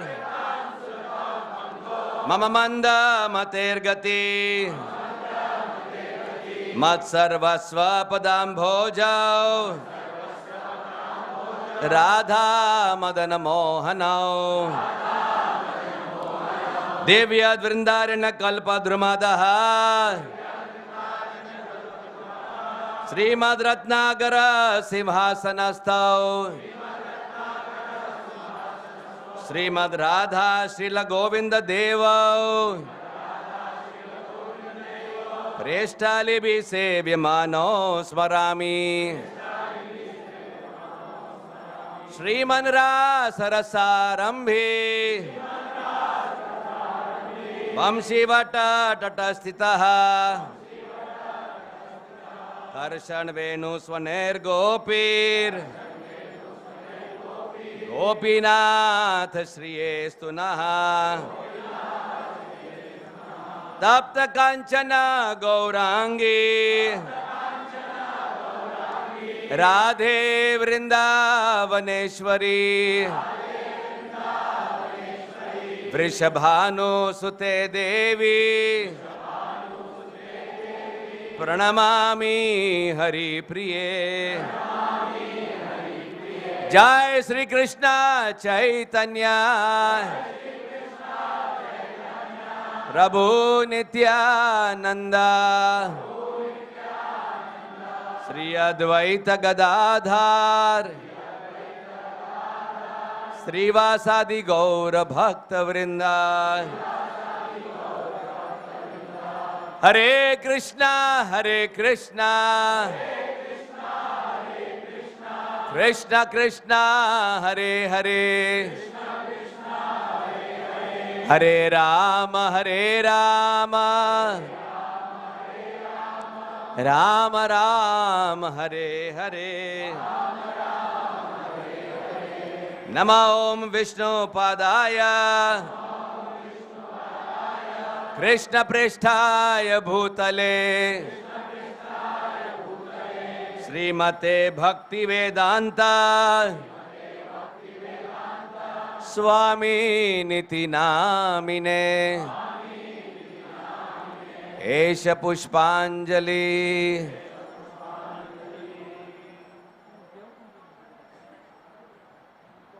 श्रील प्रभुपाद की नमो विष्णुपादाय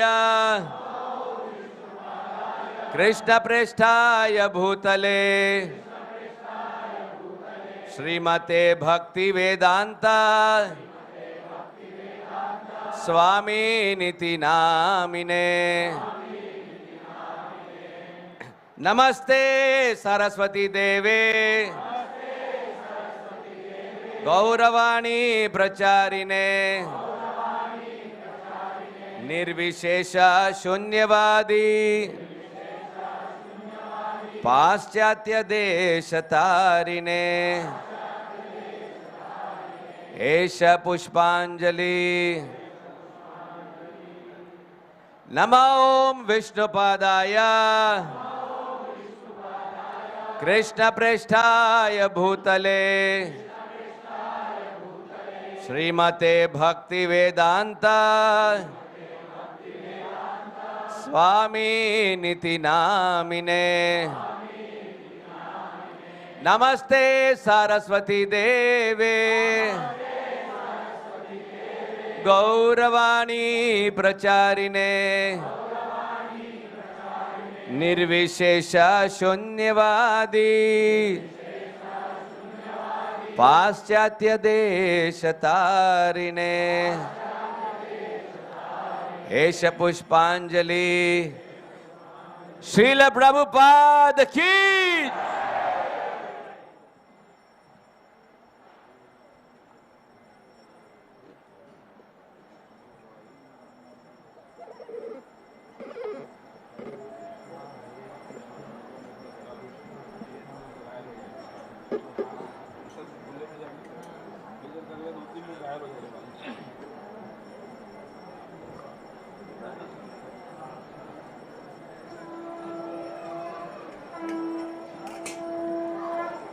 जय प्रभुपाद प्रभुपाद जय प्रभुपाद जय श्रील प्रभुपाद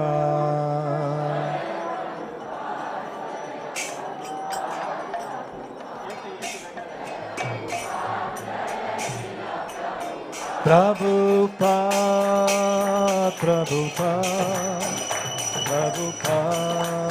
प्रभुपाद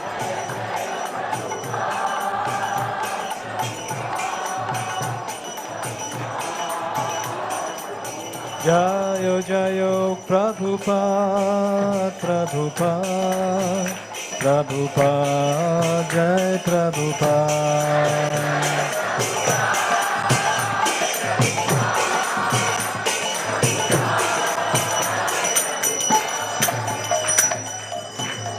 संसार दावानलनीडलोका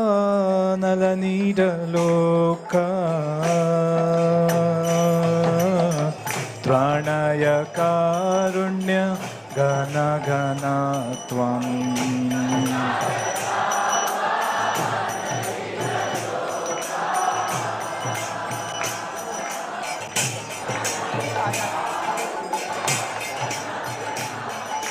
प्राप्तस्य कल्याण गुणार्णवस्य वन्दे गुरो श्री चरणारविन्दम्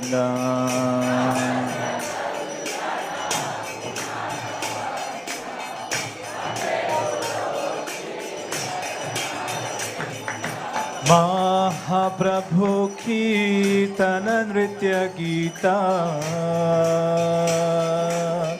वादित्रमाद्यान् मनसुरस्वेना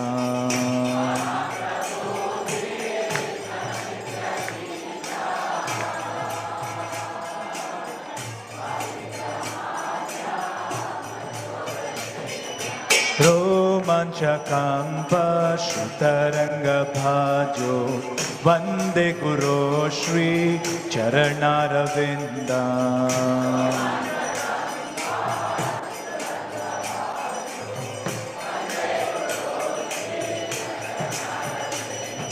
श्री विग्रहाराधन नित्यनाना शृङ्गारतान्मन्दिरमर्जनादो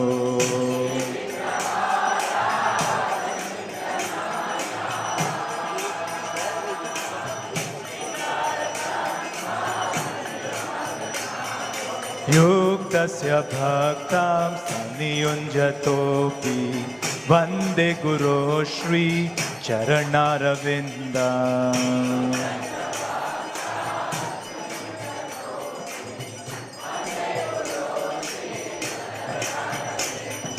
चतुर्विधः श्री भगवत्प्रसादो स्वाद्वनतृप्तान् हरिभक्तसङ्गान्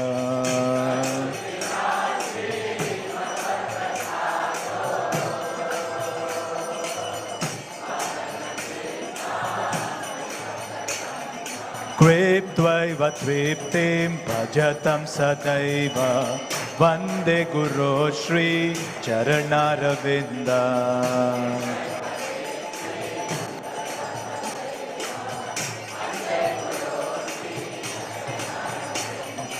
श्रीराधिका माधवयोरपरा माधुर्यलीला गुणरूपनाम्ना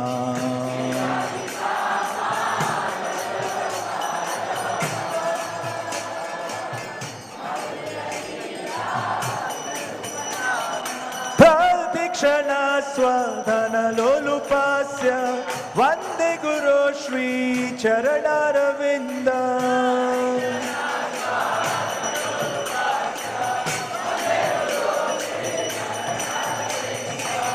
निकुञ्जयुनो रतिकेलिसेत्ये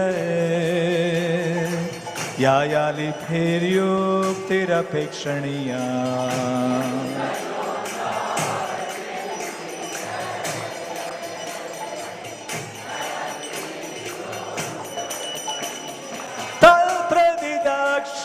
तल्प्रदिदाक्षरतिवल्लभस्य वन्दे गुरो श्री चरणारविन्दम्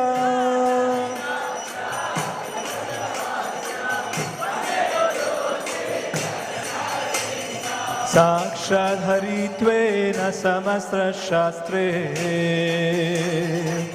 उक्तस्तथा भाव्यत एव षड्भिः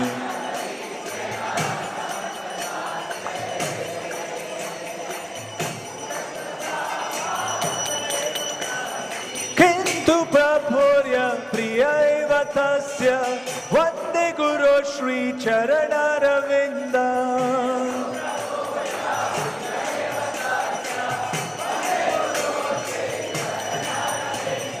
यस्य प्रसादात् भगवत्प्रसादो यस्य प्रसादात् न गति कुतोऽपि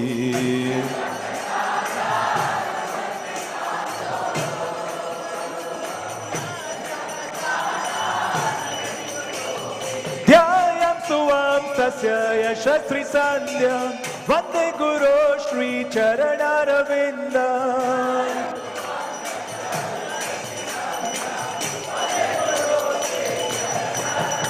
ध्यायं सुवां तस्य यशस्विसन्ध्यं वन्दे गुरो श्री चरणारविन्दम्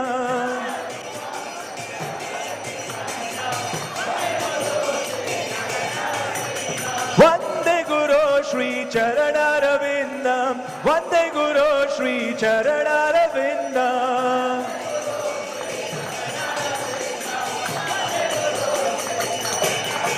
प्रभुपाद प्रभुपाद प्रभुपाद जय प्रभुपाद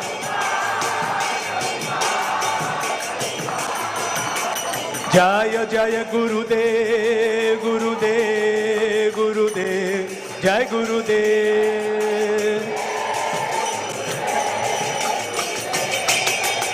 निताय गौर हरि बोल हरि बोल हरि बोल गौर हरि बोल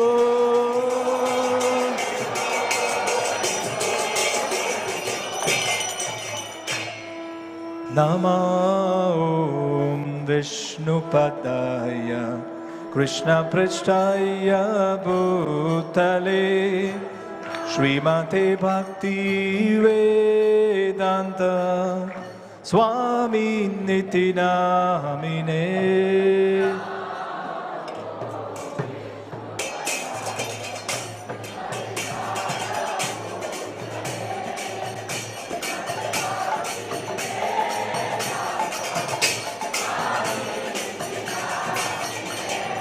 Namaste Saraswati Deve Gauravani Pracharine Nirvishesha Shunyavadi Paschatya Deshatarine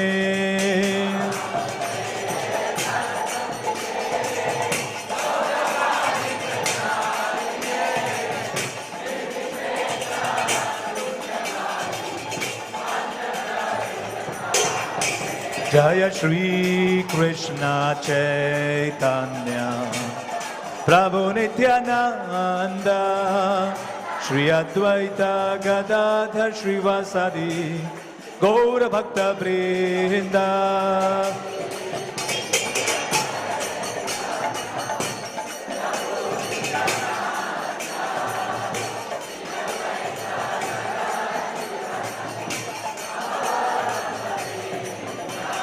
Hare Krishna, Krishna Krishna, Hare Hare, Hare Rama, Rama Rama, Hare Hare.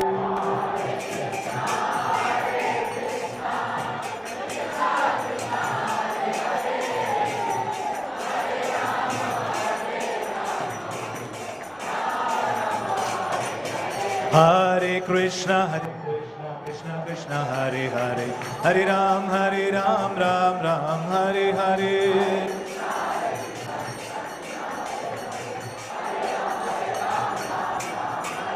Hare Krishna, Krishna Krishna, Hare Hare, Hare Ram, Ram Ram, Hare Hare.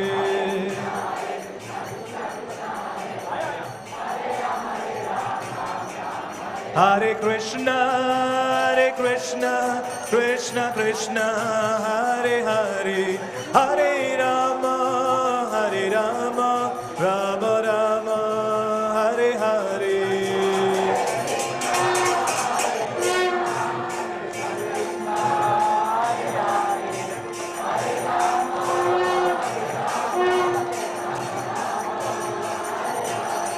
Hare Krishna, Krishna Krishna, Hare Hare, Hare Rama, Rama Rama, Hare Hare.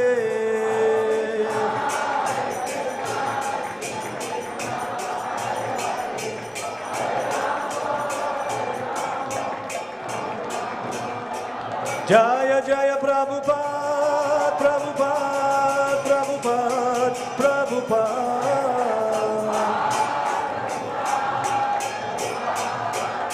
Nitya Gaura Hari Bol, Hari Bol, Hari Bol, Hari Bol.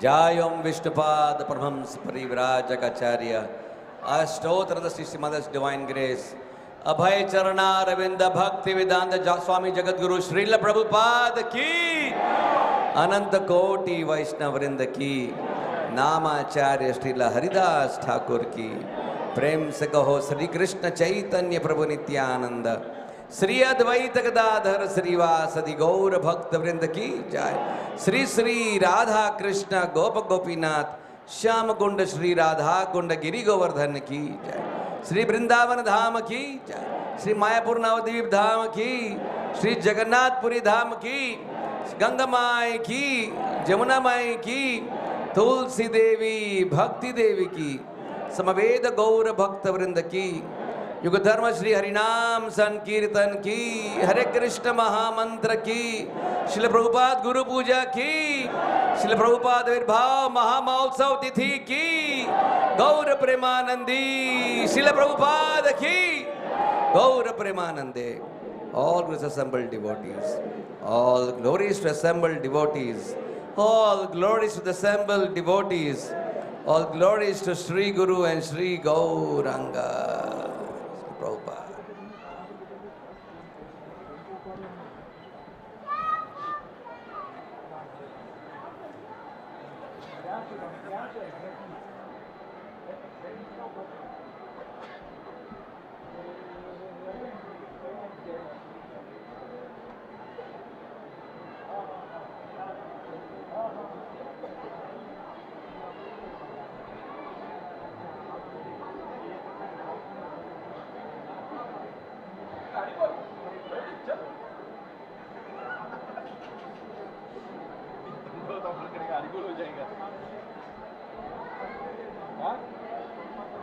घर पे करेंगे, आते ना वापस, जब भी करेंगे घर पे जाके